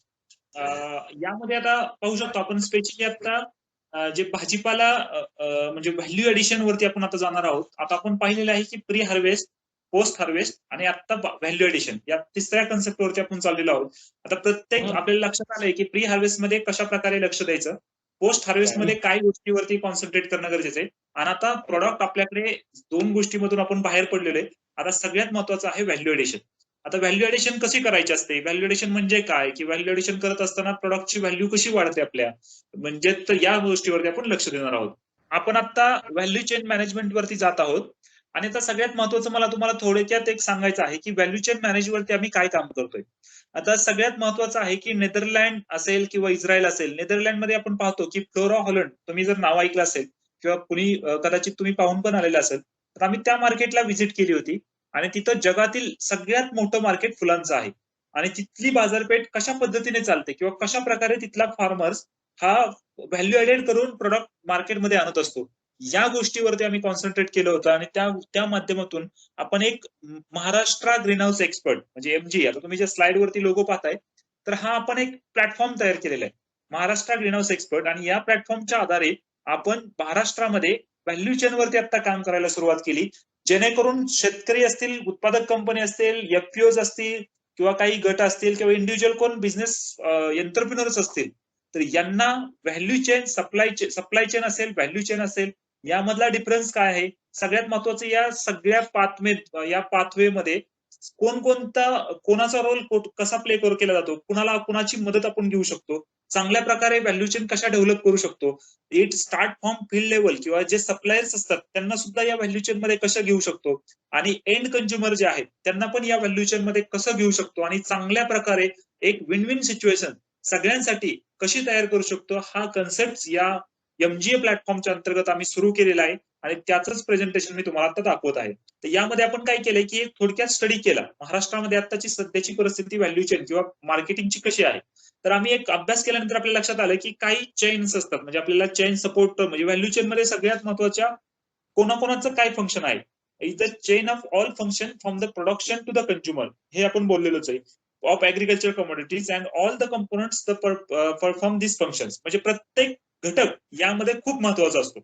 जरी म्हणजे due to this chain the ownership of the agricultural produce goes from one element to the another and process the price of the agriculture commodity increases. म्हणजे या सिच्युएशन मध्ये आपल्याला जी प्रोड्यूस प्राइस आहे, म्हणजे प्रोड्यूस कमोडिटी आहे, या कमोडिटीची जर price आपल्याला एनहान्स करायची असेल तर आपल्याला प्रत्येक घटकाचा रोल हा खूप महत्वाचा आहे, ते आपण समजून घेणार आहोत. आता तुम्ही पाहू शकता की यामध्ये सप्लाय, जे थर्ड कॉलम दिलेला आहे लास्टचा, त्यामध्ये काय मेन्शन केलेलं आहे की यामध्ये सीड्स आपण घेतो, यंग प्लांट्स असतील, सीड्स किंवा यंग प्लांट्स असतील किंवा आणि त्याचे सप्लायर्स असतील, त्यांना आपण यामध्ये घेतलेलं आहे. मेन रोल फार्मरचा आहे. फार्मर नंतर आपण काय करतो, तर होलसेलरला माल देतो, नंतर तो एक्सपोर्ट होतो. अशा प्रकारे आपण रन करत असतो. त्यानंतर आपण जर पाहिलं तर काही फार्मर टू एक्सपोर्ट मध्ये डायरेक्टली होलसेलरला आपण कट करतो. आणि त्यानंतर आपण पाहतो, सो यामध्ये आपण पाहतो की म्हणजे प्रत्येक चेन मध्ये, सप्लाय चेन मध्ये आपल्याला कशा प्रकारे, म्हणजे इट स्टार्ट फ्रॉम, म्हणजे सीड सप्लायर जे आहेत किंवा आपल्याला प्लांटिंग मटेरियल जे प्रोव्हाइड करतात त्यांचा पण रोल खूप महत्वाचा आहे. त्यानंतर फार्मर, त्यानंतर होलसेलर, त्यानंतर एक्सपोर्टर, अशा प्रकारे आपण एक सप्लाय चेन तयार करतो. आणि वेगवेगळ्या अँगलचे सप्लाय चेन्स आपण पाहायला मिळतात आपल्याला. त्यानंतर फार्मर टू एक्सपोर्टर, काही ग्रुप्स डिरेक्टली एक्सपोर्ट सुद्धा करतात आणि काही ग्रुप्स असतात ते होलसेलर मिडलमॅनला देतात आणि नंतर लोकल रिटेल करतात. लोकल रिटेलिंग जे करतात ते आपण सप्लाय चेन पाहिलेलं आहे. त्यानंतर चेन सपोर्टर जे असतात, म्हणजे आता कोण याला मेन सपोर्ट कोण करतं, तर त्यामध्ये आपण पाहतो की इनपुट सर्व्हिस प्रोव्हायडर जे आहेत, त्यानंतर काही असोसिएशन्स असतात त्या करतात, काही बँक्स आहेत, काही एज्युकेशन रिसर्च इन्स्टिट्यूट्स आहेत, त्या आपल्याला यामध्ये सपोर्ट करतात आणि काही एनजीओज आहेत, तर त्या सुद्धा इंटरनॅशनल असतील किंवा आपल्या डोमेस्टिक एनजीओज असतील आणि काही डोनर्स असतील, तर त्यांचा पण या सिस्टीम मध्ये खूप महत्वाचा रोल असतो. आता सगळ्यात महत्वाचं आपण समजून घेऊ की का म्हणजे व्हॅल्यू चेन का करायची. आता ज्यावेळेस आपण increasing the producer shares in the rupee paid by the customer, म्हणजे आपल्याला एक त्या प्रोडक्टची जी काही व्हॅल्यू जी आहे तर ती एनहान्स करायची. नंतर efficiency of the components involve in the value chain, तिथली जी प्रत्येक कंपोनंटची जी काही एक इफिशियन्सी आहे तर ती आपल्याला वाढवायची. त्यानंतर असे काही म्हणजे ट्रस्टवर्दी त्यामध्ये आपल्या रिलेशनशिप्स क्रिएट करायच्यात, म्हणजे असे काही बॉन्ड्स तयार करायचे की ज्या लॉंग टर्म रन झाले पाहिजेत, लॉंग टर्म त्यामधून बेनिफिट्स मिळाला पाहिजे दोघांना पण. यासाठी आपल्याला विन विन काम करायचं आहे आणि कॉम्पिटेटिव्ह व्हॅल्यू चेन तयार करायची, म्हणजे की आज मार्केटमध्ये ज्या काही आपण काम करतो तर ते अशी व्हॅल्यू चेन आपल्याला तयार करता आली पाहिजे की इट्स डिफरंट फ्रॉम अनदर. अशा कॉम्पिटेटिव्ह व्हॅल्यू चेन वरती आपल्याला काम करायचंय. यासाठी आपण व्हॅल्यू चेन वरती भर देत आहोत. आता सगळ्यात महत्वाचं असतं की कस्टमर सॅटिस्फॅक्शन, म्हणजे आपण ज्यावेळेस कंपोनंट कन्सिडर करतो व्हॅल्यू चेन मॅनेजमेंटचे मेन कंपोनंट काय, पहिली गोष्ट आपण लक्षात घेतली पाहिजे की कंझ्युमर आपला काय, म्हणजे कशा प्रकारे कंझ्युमरचे बिहेव आहे, त्यांची डिमांड काय आहे, त्याची गरज काय आहे, त्याला कोणत्या प्रकारचे आणि कोणत्या सीझनला त्याची डिमांड असते, या गोष्टी आपण पाहणं गरजेचं असतंय. त्यानंतर त्याने जे काही डिमांड केलेलं आहे किंवा त्याची जी काही स्पेसिफिक क्वांटिटीज असतात तर त्या आपण प्रॉपरली डिलिव्हर करतो का, deliver customers requirement.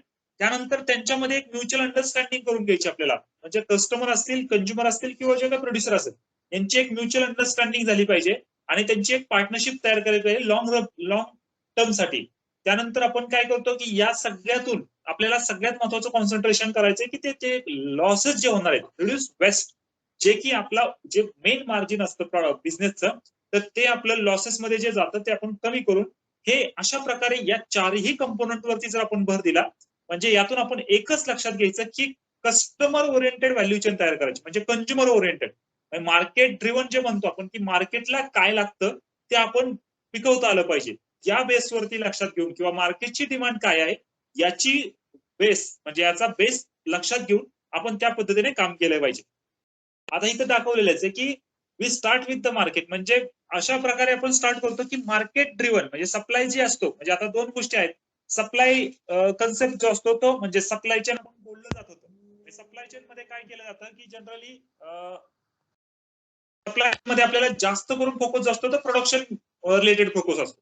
You sell what you produce. आणि व्हॅल्यू चेन जो असतो, व्हॅल्यू चेन तर मध्ये मार्केट ओरिएंटेड असतं, म्हणजे मार्केटला काय विकलं जातं, कशा प्रकारे कोणत्या प्रोडक्टची डिमांड आहे, कोणत्या व्हरायटीला डिमांड आहे, तर त्यावरती काम करून ती व्हरायटी ग्रो करायची, ती लागवड करायची, ते प्रोडक्शन घ्यायचं आणि ते सेल करायचं. त्याला म्हणायचं व्हॅल्यू चेन मॅनेजमेंट किंवा व्हॅल्यू चेन आस्पेक्ट किंवा व्हॅल्यू चेन कन्सेप्ट.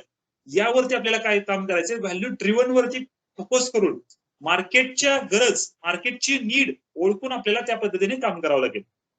म्हणजे हे आपण पाहतोय की म्हणजे जे सगळ्यात महत्वाचं आहे की कल्टिवेशन आणि सेल्स, म्हणजे हे याचा ताळमेळ कुठेतरी बसला पाहिजे.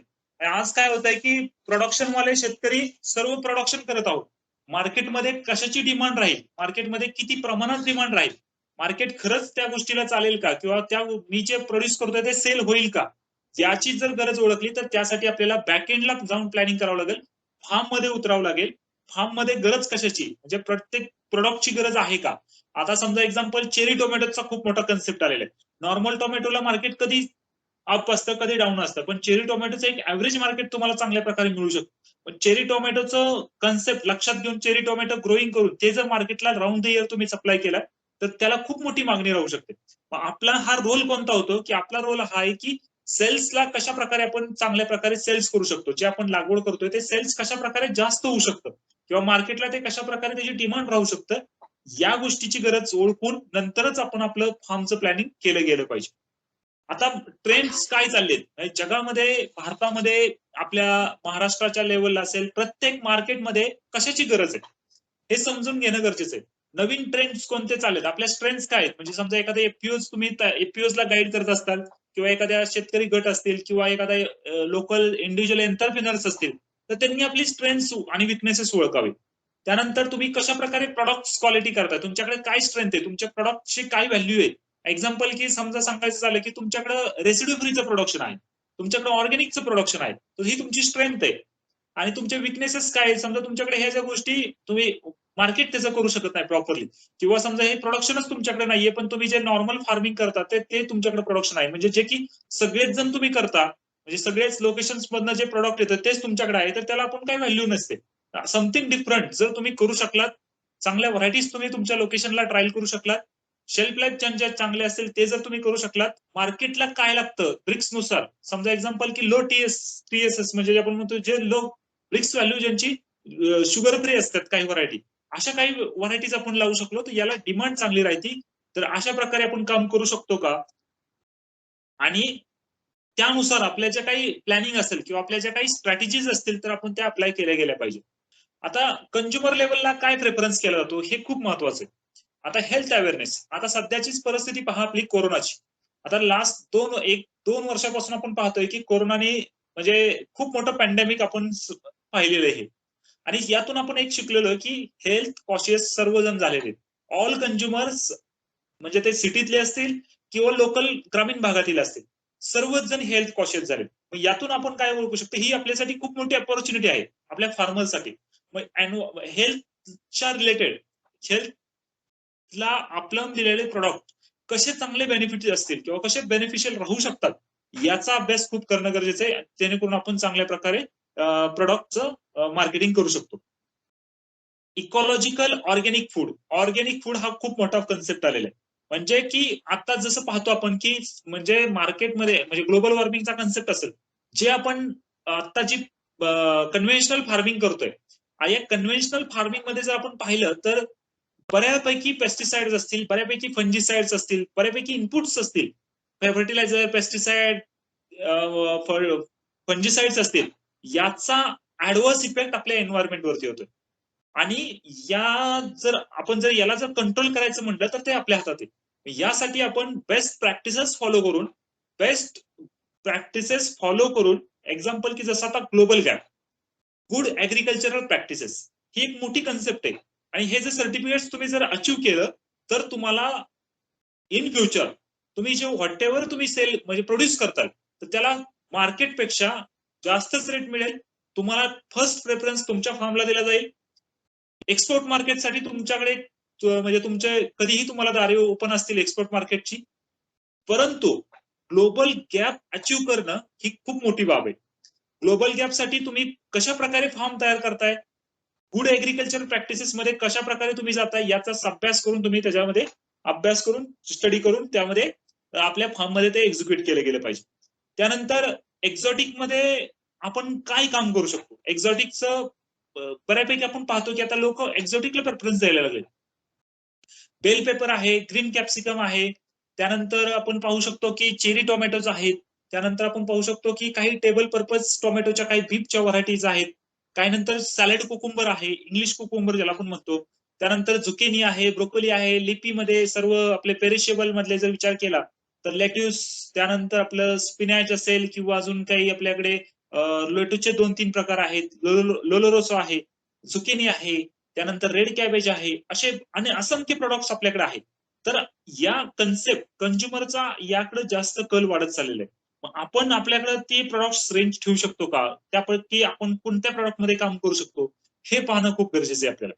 त्यानंतर आपण हे पण पाहू शकतो की smaller house hold, nuclear families, म्हणजे खूप छोट्या फॅमिली होत चालल्या. स्मॉलर हाऊस पहिले कसे 10-12 लोक आपल्या जणांची आपली फॅमिली असायची, आता 2 आणि 3 किंवा जास्तीत जास्त 4 जणांची आपली फॅमिली झाली. मग अशा वेळेस आपण स्मॉल पॅकेजिंग वरती भर देऊ शकतो का? ज्यावेळेस आपण मार्केटिंग मध्ये करत आहोत त्यावेळेस आपण काय करतो की हाफ केजी असेल, 1 केजी असेल, तर आपण हे 250 ग्रॅम, 100 ग्रॅम याचं पॅकेजिंग करून त्याचे रेट चांगले मिळवू शकतो का, यावरती आपल्याला लक्ष देणं खूप गरजेचं आहे. तर अशा प्रकारच्या ट्रेंड्स वरती आपण जाणं आणि अभ्यास करणं खूप गरजेचं बनलेलं आहे. आता बऱ्याच वेळा आपण पाहतो की कन्व्हिनियन्स, म्हणजे आज मार्केटमध्ये कंझ्युमरला तेवढा टाइम नाही राहिला. रेडी टू ईट हा खूप मोठा कन्सेप्ट चाललेला आहे. तर आपण यामध्ये कशा प्रकारे प्ले करू शकतो किंवा आपला रोल काय राहू शकतो यामध्ये, आपण यामध्ये जाऊ शकतो का, ऑनलाईन शॉपिंग वगैरे करू शकतो का आपण, या गोष्टी आपण पाहणं गरजेचं आहे. म्हणजे करू शकतो का ऑनलाईन, आपण काय ऍप तयार करून आपले प्रोडक्ट त्यामध्ये मार्केटिंग करू शकतो का, हे आताचे ट्रेंड आहेत. म्हणजे आता तुम्ही पाहिलं तर जनरली बऱ्यापैकी एफपीओने स्वतःचे ऍप बनवलेले आहे आणि ते ऍप वरती त्या प्रॉडक्टची विक्री करतात. परंतु होतं काय, की जी रिलायबिलिटी आहे, म्हणजे जे ट्रेंड्स मार्केटमध्ये येत आहेत, आपण नक्कीच त्या ट्रेंडचा विचार करू. पण मार्केटमध्ये रिलायबिलिटी ज्याला सस्टेनेबिलिटी म्हणतो, म्हणजे एक्झाम्पल की समजा जर तुम्ही टोमॅटोचे उत्पादक आहात, तर राउंड द इयर तुमच्याकडे टोमॅटो हवा. ऑफ सीझन असो, सीझन असो, काही असो. तुमच्याकडे particular product, particular commodity round the year असावी. त्याला आपण रिलायबिलिटी म्हणतो आणि हे जर तुम्ही जपली, तर मार्केट तुमच्या जवळ यायला वेळ लागत नाही. Search for more information local to, म्हणजे local to local trust information काय असेल ते. आणि पहिली गोष्ट म्हणजे की पनेट्स पॅकेजिंग वगैरे सगळ्या ज्या गोष्टी आहेत, कशा प्रकारे पॅक करतात, काय करतात, ह्या गोष्टी पाहणं खूप गरजेचं आहे. आता सप्लाय चेन मध्ये काय काम चाललंय, म्हणजे concentration, ongoing process of concentration of importers and markets, म्हणजे मोस्ट प्रोडक्ट जे आहेत प्रेस, आपण जर विचार केला तर फ्रुट्स अँड व्हेजिटेबल्स प्लॅटफॉर्म म्हणजे which have logistic advantages, specially importers have all year round the 4 to 5 products available in all quantities, size, shapes, qualities, green beans, exotic fruits, berries. आता हे महत्वाचं आहे. आता तुम्ही जर विचार केला बेरीजचा, म्हणजे रासबेरी आहे, ब्लूबेरी आहे, इव्हन द स्ट्रॉबेरी, आणि काही आम्ही ग्रीन कॅप्सिकमचा विचार करू, आपण कलर कॅप्सिकमचा. आता आपण विचार केला तर काही इम्पोर्ट्स आपण म्हणतो की आपल्या प्रोडक्शन आपल्याकडे खूप ह्यूज आहे. पण काही अशा कमोडिटीज आहेत की ज्या आपण इम्पोर्ट करून खातोय. त्यातली मी ही तुम्हाला स्पेशल उदाहरणं सांगितली. मग अशा वेळेस आपण यामध्ये काय रोल प्ले करू शकतो का? या गोष्टीकडे आपण महत्वाचं आहे, किंवा या गोष्टी समजून घेणं गरजेचं आहे, की अशा गोष्टी महाराष्ट्रात किंवा इंडियामध्ये चालू आहेत. तर यात आपण काय इन फ्युचरमध्ये आपला रोल ठेवू शकतो का? किंवा आपल्याला काही स्कोप आहे का या प्रोडक्शन करण्यासाठी, हे पण आपण पाहू शकतो, जेणेकरून आपण एक वेगळ्या प्रकारची व्हॅल्यू आपल्या ऍग्रिकल्चर फार्मला देऊ शकतो आणि चांगली त्या प्रकारे आपण प्रोड्यूस करू शकतो. नंतर अजून काही सांगितलं यामध्ये, but also new distribution channels, local markets आहेत, ऑनलाईन मार्केट्स आहेत. अशा प्रकारे हे पण सप्लाय चेनचे काही ड्रिव्हन्स आहेत. पण आपल्याला मेन फोकस जे सुरुवातीचे ड्रिव्हन्स आहेत, किंवा जे बेस्ट 2-3 महत्वाच्या गोष्टी आहेत, ट्रेंड्स काय चाललेत सध्या आता, ऑनलाईन शॉपिंग असेल, बिग म्हणजे ज्याला आपण म्हणतो मार्केट ऍपच्या माध्यमातून असेल. त्यानंतर आपण पाहिलेलं आहे की जे काही कस्टमर ओरिएंटेड असेल, किंवा पॅकेजिंग वरती काही भर द्यायचा असेल, सर्टिफिकेशन्स असतील. तर या 4 ते 5 जर गोष्टीवरती आपण जर भर दिला, तर चांगल्या प्रकारे आपण व्हॅल्यू एडिशन आपल्या प्रोडक्टची करू शकतो आणि चांगले मार्केटमध्ये रेट हे मिळवू शकतो. हे जनरल डेव्हलपमेंट सांगितलेलं आहे, की काही ब्रँड्स तुम्ही दाखवले, झिरो वेस्ट आहे, इक्विलिब्रियम, किंवा तुम्ही आपण पाहू शकतो की हे काही सप्लाय चेन्स वरतीच काही आत्ताच्या सध्याच्या परिस्थितीला काही डेव्हलपमेंट झालेली आहे, हे आपण पाहू शकतो. तर मार्केट आता काय रिक्वायरमेंट, मार्केट ऍक्सेस रिक्वायरमेंट हे सगळ्यात महत्वाचं आहे. आज सगळ्यात महत्वाचं आहे की कस्टमर बिहेवियर, जसं आपण समजून घेतलं की काय एक्सपेक्ट करतोय customer. Safe food always, hygienic foods हवं, फील सॅनिटाईज हवे, त्यानंतर कुठल्याही प्रकारचं त्यामध्ये केमिकल्स वगैरे नसावं, रेसिड्यू फ्री असावं. याकडे कस्टमरचा खूप मोठा कल वाढत चाललेला आहे. मग आपण ते देऊ शकतो का? यामध्ये आपण समजून घेणं गरजेचं आहे. या अशा प्रकारे आपण आपली प्रोडक्टची व्हॅल्यू ऍडेड करू शकतो. जीजी सर्टिफिकेशन फॉर्म, म्हणजे जे आपण बोललो, ग्लोबल सर्टिफिकेशन आपल्याला करून घेणं गरजेचं आहे. रेसिड्यू फ्री प्रोडक्ट खूप महत्वाचा कन्सेप्ट आहे. म्हणजे आपण आता ऑर्गॅनिक फार्मिंग बद्दल बोललं जातं, पण ऑर्गॅनिक फार्मिंग ही काळाची गरज आहे, हे 100% खरं असलं तरी ऑर्गॅनिक फार्मिंग 100% लगेच क्विकली स्टार्ट करणं हे पण इम्पॉसिबल आहे. यासाठी आपण पहिला प्राइम आपला फोकस असला पाहिजे की residue free products. Residue free products म्हणजे विषमुक्त भाजीपाला पिकवणं आणि त्याची विक्री. यामध्ये आपल्याला काय स्कोप आहे, तर पहिली गोष्ट आपल्याला ऑल एक्सपोर्ट मार्केट ओपन आहे. आणि त्यानंतर दुसरं सगळ्यात महत्वाचं बघितलं तर रिटेल, म्हणजे B2C मध्ये जर काही हाय क्लास सोसायटीज असतील, किंवा काही आपल्याकडे चांगले कस्टमर्स असतील, बिग बास्केट असेल, किंवा काही अजून आपल्याकडे काही वेगवेगळ्या रिलायन्स मॉल, वॉलमार्ट आहे, तर यांच्यासारखे काही आता आपल्याकडे सगळ्यात महत्वाचं आहे की मेडिकल, म्हणजे हॉस्पिटल लाईन सुद्धा आपल्यासाठी ओपन झालेले आहेत. आणि जे हॉस्पिटलच्या किचन मध्ये रेग्युलर भाजीपाला लागतो तो सुद्धा तुम्ही पुरवू शकता, फक्त इट मे बी रेसिड्यू, म्हणजे 100% रेसिड्यू फ्री असावा अशी त्यांची डिमांड आहे. तर यामध्ये आपण काम करू शकतो का, आणि आपल्या प्रोडक्टची व्हॅल्यू ॲडिशन करू शकतो का? रेसिड्यू फ्री जर प्रोडक्ट करायचे असतील तर मग असे सांगितल्याप्रमाणे पोस्ट हार्वेस्ट इंटरव्हल, म्हणजे पीएचआर प्रत्येक कमोडिटीचे, प्रत्येक केमिकलचे माहित असावेत. प्रत्येक प्रोडक्टचा, म्हणजे प्रत्येक क्रॉपचा एक पर्टिक्युलर पीपीयूज असतात, म्हणजे प्रपोज पेस्टिसाइड युसेज ही एक डिझाईन केलेली असते. हे तुमच्याकडे आहे का? त्यानंतर तुम्ही प्रॉपरली फर्टिगेशन, प्रॉपरली पेस्टिसाइड, फंजिसाइडचा रेकॉर्ड तुम्ही ठेवताय का? आणि लेबल क्लेम पेस्टिसाइड्स, फंजिसाइड्स तुम्ही वापरताय का? या 3-4 जर गोष्टी आपण प्रामुख्याने जर पाहिल्या आणि केल्या आपल्या फील्डमध्ये, तर तुम्ही डेफिनेटली रेसिड्यू फ्री प्रोडक्ट सगळेच हार्वेस्ट करू शकता आणि चांगल्या प्रकारे मार्केट हे कॅच करू शकता. ऍटमॉस्फेरिक पॅकेजिंग जे बोललो आपण, की जे आपण चांगल्या प्रकारे आपण म्हणू शकतो की अट्रॅक्टिव्ह पॅकेजिंग आहे. ऍटमॉस्फेरिक पण पॅकेजिंग येतात, म्हणजे जसं की आपण गॅसचं बोललो होतो त्यावेळेस, की गॅस फास्ट रिलीजिंग वगैरे त्या गोष्टी असतात. अट्रॅक्टिव्ह पॅकेजिंग कसं करू शकतो, पनेट्स असतील किंवा काही पाऊच असतात किंवा वेगवेगळ्या प्रकारचे पनेट्स असतात, तर ते कसे आपण वापरू शकतो, प्रायमरी सेकंडरी पॅकेजिंग मटेरियलचा कसा युज करू शकतो, आणि हेल्दी कस्टमर, म्हणजे अशा काही गोष्टी असतात की ज्या आपण फॉलो करू शकतो. फूड सर्टिफिकेशन कोणकोणते आहेत, म्हणजे BRC आपल्याला माहिती पॅक हाऊस साठी असतं, हॅसअप आहे, health hazardous critical control point हे महत्वाचं आहे. हॅसअप म्हणतो आपण. हलालचं एक सर्टिफिकेशन आहे. या काही गोष्टी आहेत. प्रोसेस प्रोडक्ट मध्ये हलालचं सर्टिफिकेशन खूप महत्वाचं असतं. तर अशा कमोडिटी आपल्या ज्या काही आहेत, तर या कमोडिटी जर आपण या सर्टिफाईड करून घेतल्या, प्रोडक्ट आपले सर्टिफाईड करून घेतले, तर आपण चांगल्या प्रकारे एक्सपोर्ट मार्केट किंवा लोकल मार्केट सुद्धा चांगल्या प्रकारे टॅप करू शकतो आणि आपल्याला रेट आपल्या प्रोडक्टची आपण व्हॅल्यू आपण वाढवू शकतो. सिगमेंटेशन झालेले मार्केटचं, म्हणजे family, upper class, middle class, lower class, हे आपण पाहतो की अप्पर क्लासची डिमांड काय आहे, मिडल क्लासची डिमांड कशाची असते आणि लोअर क्लासची डिमांड कशाची असते. मग आपण सगळ्यात महत्वाचं पाहिलं आहे की आपल्याला जे व्हॅल्यू चेन मध्ये 4 कंपोनंट पाहिले होते, की पहिल्यांदा आपल्याला कंझ्युमर अंडरस्टँड करायचा आहे. म्हणजे सगळ्यात महत्वाचं होतं की व्हॉट कंझ्युमर वॉन्ट, म्हणजे प्रत्येक कंझ्युमरला काय पाहिजे, स्पेशली हायर व्हॅल्यूज कंझ्युमर, म्हणजे जे काही प्राईम कंझ्युमर आहेत आपले, जे आपल्याला चांगल्या प्रकारे मार्केटमध्ये मार्केटपेक्षा रेट देऊ शकतात, अशा लोकांना आयडेंटिफाईड करून त्यांची नीड काय आहे, ती नीड ओळखणं गरजेचं आहे आणि तशा प्रकारे आपण काम करणं गरजेचं आहे. हे 4 P's आहेत. यामध्ये आपण पाहू शकतो की म्हणजे सप्लाय चेन मॅनेजमेंटमध्ये the end market is starting point ideal, म्हणजे त्यावेळी आपण जो विचार करतो आपला प्रोडक्ट कशा प्रकारे आपण टार्गेट करू शकतो, म्हणजे सेगमेंटेशन वेगवेगळ्या कन्सेप्ट, म्हणजे त्याचं आपण कसं identity of meaningful groups of customer हे कॅटेगरायझेशन केलं आपण, म्हणजे याला एक सिगमेंटेशन केलं, फ्रॅगमेंटेशन केलं. त्यानंतर आपण टार्गेट केलं की विच सिगमेंट टू सर्व, म्हणजे तुम्हाला कोणता सिगमेंट त्यातला टार्गेट करायचं, लो क्लास, मिडल क्लास, हाय क्लास, हे तुम्ही टार्गेटिंग करू शकता. आणि त्यानंतर तुम्हाला तुमच्या प्रोडक्टचं पोझिशनिंग करायचं. मग तुमचा प्रोडक्ट कोणता विकायचा आहे, ते कोणत्या प्राइसला विकायचं आहे, कोणत्या प्लेसला विकायचं आहे, त्याचं प्रमोशन कसं करायचंय. Build and improve the brand equity to choose a target, म्हणजे डेफिनेटली की आपल्याला जर चांगला प्रोडक्ट मार्केटमध्ये टॅप करायचा असेल किंवा चांगल्या पोझिशनिंग त्याला द्यायची असेल, तर आपल्याला त्याचा ब्रँडिंग हा जो आहे कन्सेप्ट, यावरती पण काम करणं गरजेचं आहे. आणि आपण म्हणतो की सगळ्यात महत्वाचं असतं की या म्हणजे जे मार्केटचा फ्रॅगमेंटेशन झालेलं आहे किंवा डिफरन्शिएशन आपण जे करतो, आणि जर आपण आपला प्रोडक्ट, एक्झाम्पल जसं आपण लोकल मंडीचा विचार करतो, आपण काय हार्वेस्ट करतोय आणि हे जर आपण लोकल मंडीमध्ये जर विकलं, तर लोकल मंडी पेक्षा आपल्याकडे, म्हणजे लोकल मंडी ज्या आहेत, म्हणजे मार्केटमध्ये आपण जे प्रोड्यूस करतो त्या लोकल मंडीसाठी जर तयार करत असेल, तर त्याला तेवढी कॉस्ट आपण इन्कर्ड केली पाहिजे.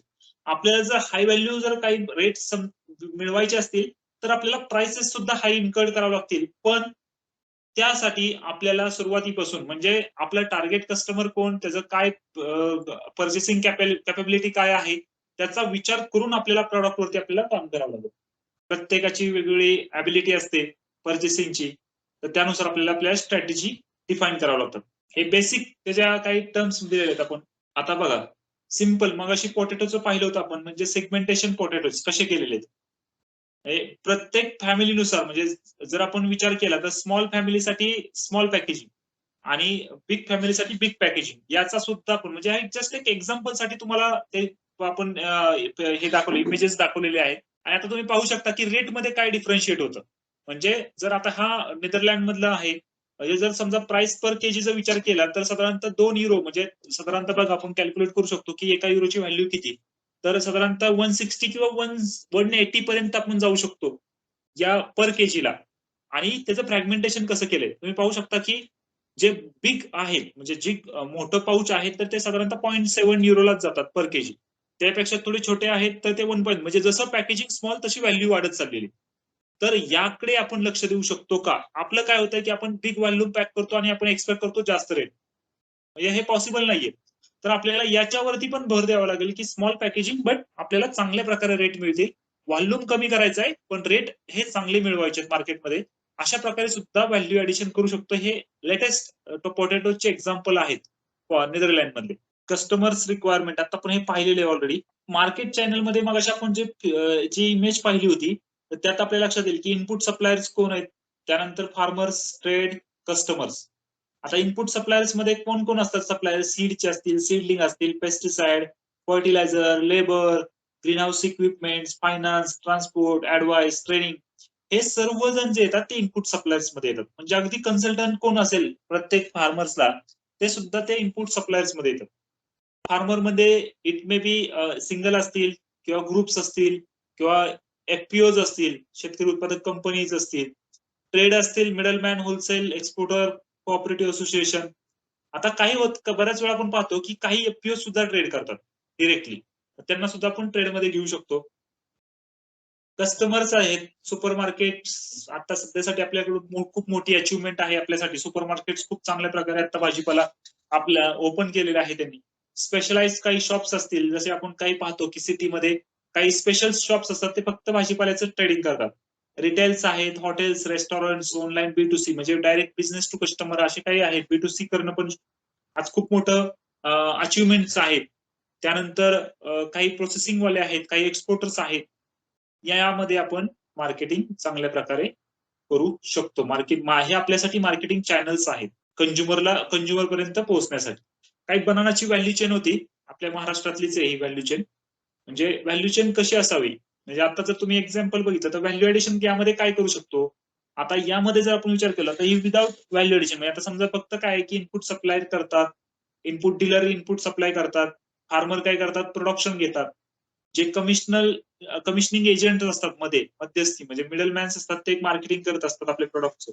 होलसेल ट्रेडर्स असतात, म्हणजे ते होलसेल ट्रेडिंग रायटिंगच्या वेळेस आपल्याला ते पाहायला मिळतात. रिटेलर्स रिटेलिंग करत असतात, एक्सपोर्टर एक्सपोर्टिंग करतात, प्रोसेसर जे असतात ते प्रोसेसिंग करतात, आणि सगळ्यात महत्वाचं जे कंझ्युमर म्हणजे डोमेस्टिक असतील किंवा इंटरनॅशनल असतील, ते आपले प्रोडक्ट खरेदी करत असतात. मग आता यामध्ये सगळ्यात महत्वाचा रोल येतो की आता यात सगळ्यात महत्वाचं आहे की याला व्हॅल्यू चेन कशी म्हणजे काय करू शकतो आपण, यात व्हॅल्यू चेन कशी डेव्हलप करू शकतो. आता तुम्ही जर पाहिलं तर जो आपला याचा जो पोर्शन आहे म्हणजे production to till cold chain पर्यंत एक्सपोर्टिंगचा जो पार्ट आहे, तर यामध्ये आपण काय करू शकतो. तर हा जो पार्ट आपण जर समजा एखाद्या ऑथोराइज पॅकहाऊस जे आता आपल्याकडे अवेलेबल आहेत, म्हणजे जे पॅकहाऊस तयार आहेत, इट मे बी पॅकहाऊसचं जे अक्रेडिटेड पॅकहाऊस आहे, तर त्यांचा वापर करू शकतो का, BRC सर्टिफाईड पॅकहाऊसचा वापर करू शकतो का, प्रिकुलिंग असेल, कोल्ड स्टोरेज असेल, यासाठी करू शकतो का. नंतर स्किल डेव्हलपमेंट, म्हणजे ह्या सगळ्यांचं एक व्हॅल्यू चेन या म्हणजे प्रोडक्शन टू कोल्ड चेन पर्यंत या कॅटेगरीमध्ये जेवढे काही स्टेक होल्डर्स येतात, यांचं एक कॅपॅसिटी बिल्डिंग प्रोग्राम आपण करू शकतो का. आणि जर कॅपॅसिटी बिल्डिंग प्रोग्राम यांचा होत असेल, यांचं काही टेक्निकल ट्रेनिंग असतील, तर हे जर आपण कंडक्ट केले तर आपल्याला चांगल्या प्रकारे व्हॅल्यू चेन कशी डेव्हलप करायची यासाठी मदत होऊ शकते. आणि प्रोसेसिंग आहे इंटरनॅशनल, म्हणजे सपोर्टर्स यांसाठी कोण आहेत, तर मग ते इन्स्टिट्यूशनल असतील, नॉन इन्स्टिट्यूशनल असतील, काही लॉजिस्टिक वाले असतील, काही सर्टिफाईड एजन्सीज वाले असतील, आणि काही म्हणजे जे अक्रेडिटेड लॅब्स असतात, म्हणजे काही NABL अक्रेडिटेड लॅब्स असतात, जसे टिश्यू लॅब्स वगैरे आहेत, DBTचे अक्रेडिटेड लॅब्स असतात, तर त्या आपल्याला काही मदत करू शकतात का प्रोडक्शन लेवल पासून ते मार्केटिंग पर्यंत. तर अशी आपल्याला एक प्रकारचं म्युच्युअल अंडरस्टँडिंग करून त्यांच्याशी पार्टनरशिप किंवा त्यांच्याशी MOU साईन करून जर आपण काम केलं तर चांगल्या प्रकारे व्हॅल्यू चेन ही क्रिएट होऊ शकते. याचं एक उदाहरण आपण इथं जस्ट एक दाखवलंय. इन्स्टेड ऑफ आपण गोईंग सिंगल किंवा गोईंग एक आपलं FPO चाललंय, तुम्ही फक्त मिडल मॅन किंवा होलसेल एक्सपोर्टरवरती अवलंबून न राहता थर्ड पार्टी स्टेक होल्डर्सला यामध्ये कसं इन्व्हॉल्व्ह करून घेऊ शकता. आणि त्यांचा जो मेन कन्सर्न असेल की तुम्हाला टेक्निकल सपोर्ट करणं प्रत्येक अँगलने आणि तुमच्या प्रोडक्टची क्वालिटी इम्प्रुव्हमेंट करणं, हे जर आपण केलं तर बनानाची व्हॅल्यू चेन असेल किंवा इतर काही क्रॉपची असेल, इतर फ्रुट्स असतील, व्हेजिटेबल्स असतील, याची व्हॅल्यू चेन डेव्हलप व्हायला आपल्याला नक्कीच मदत होईल. हे आपण कस्टमरची रिक्वायरमेंट काय असते हे पण आपण अभ्यास केलेला आहे. सर्टिफाईड असावं, व्हॉल्यूम असावा, सॉर्टेड ग्रेडेड मटेरियल असावं, रिलायबिलिटी असावी, त्याच्या पॅकेजवरती सगळ्यात महत्वाचं आहे की आपण जे पॅक करतोय तर त्या पॅकेजवरती सर्व त्या प्रोडक्टची इन्फॉर्मेशन असावी. सर्व इन्फॉर्मेशन इन द सेन्स काय की ते कधी हार्वेस्ट केलेले आहे, ते कोणत्या फील्ड मधून आलेले आहे, त्याचा शेल्फ लाईफ किती आहे, त्यातली न्यूट्रिशनल व्हॅल्यू काय आहे, एनर्जी असेल, कार्बोहायड्रेट असतील, प्रोटीन्स असतील, विटॅमिन्स असतील, जे न्यूट्रिशनल असतील ते सगळ्यात महत्वाचे आहे. आता सगळ्यात महत्वाचं असतं की आपण हे सगळं केलं म्हणजे व्हॅल्यू एडिशन वरती मेन कन्सर्न तोच येतो की ब्रँडिंग पण खूप महत्वाचं आहे. ब्रँडिंग करत असताना की म्हणजे एक प्रकारचं प्रॉमिस असतं. म्हणजे आता तुम्ही पाहतो की प्रत्येक एक विशिष्ट ब्रँड्स आपण पाहतो. मग आता ते कारमध्ये असतील किंवा टू व्हीलर्स मध्ये असतील किंवा आपण बऱ्याच प्रकारे पाहतो काही आपले प्रोसेस प्रोडक्ट्स आहेत त्याचे काही ब्रँड्स असतील किंवा इतर काही आपले शर्ट्स असतील, टी शर्ट्स असतील, तर याचे काही विशिष्ट ब्रँड्स असतात. आपण त्याला प्रेफरन्स पहिला देतो. तसंच आपल्याला फ्रुटचे आपले जे काही व्हेजिटेबल्स असेल, मग आपल्या एफपीओचं ब्रँडिंग होतं का? आपल्या फार्मरचं इंडिव्हिज्युअल ब्रँडिंग होतं का प्रॉडक्टचं? तर या ब्रँडिंग वरती आपल्याला म्हणजे ब्रँडिंग इटसेल्फ प्रॉमिस.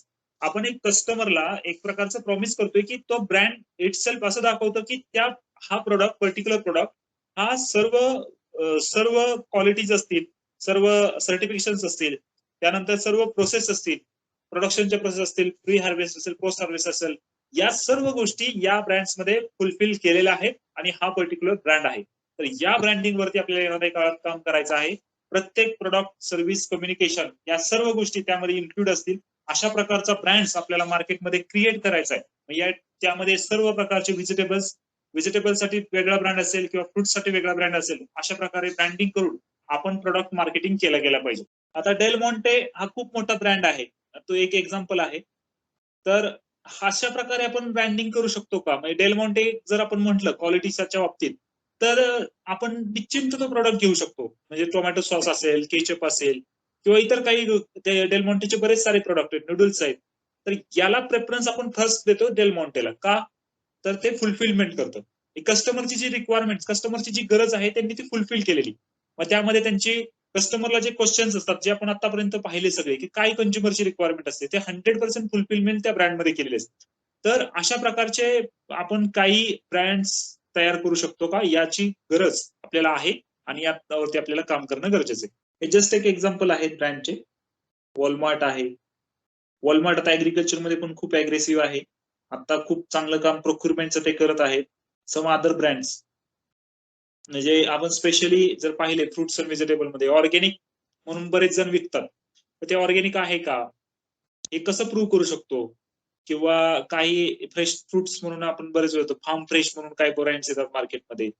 असे अनेक सारे ब्रँड्स आहेत की या ब्रँडचा आपल्याला अभ्यास करायचा आहे ना आपण कशा पद्धतीने ब्रँडिंग करू शकतो हे आपल्याला पाहणं गरजेचं आहे. तर आम्ही येणाऱ्या काळात महाराष्ट्र ग्रीन हाऊस एक्सपर्ट कृषी विज्ञान केंद्र बारामती सेंटर ऑफ एक्सलन्स आम्ही हेच काम करतोय की ब्रँड डेव्हलपमेंट आणि पूर्ण व्हॅल्यू चेन म्हणजे समजा एक्झाम्पल की व्हॅल्यू चेन मध्ये आम्ही फक्त प्रोडक्ट म्हणजे प्रॉडक्टची व्हॅल्यू चेनचा जर विचार केला जसं आपण सुरुवात ज्या पॉइंट वरून केली कल्टिवेशन अस्पेक्ट्स असतील ते कल्टिवेशन अस्पेक्ट्स आणि व्हॅल्यू चेन मॅनेजमेंट या दोन्ही गोष्टी पूर्ण एका आपल्या सर्कलमध्ये घेत आहोत.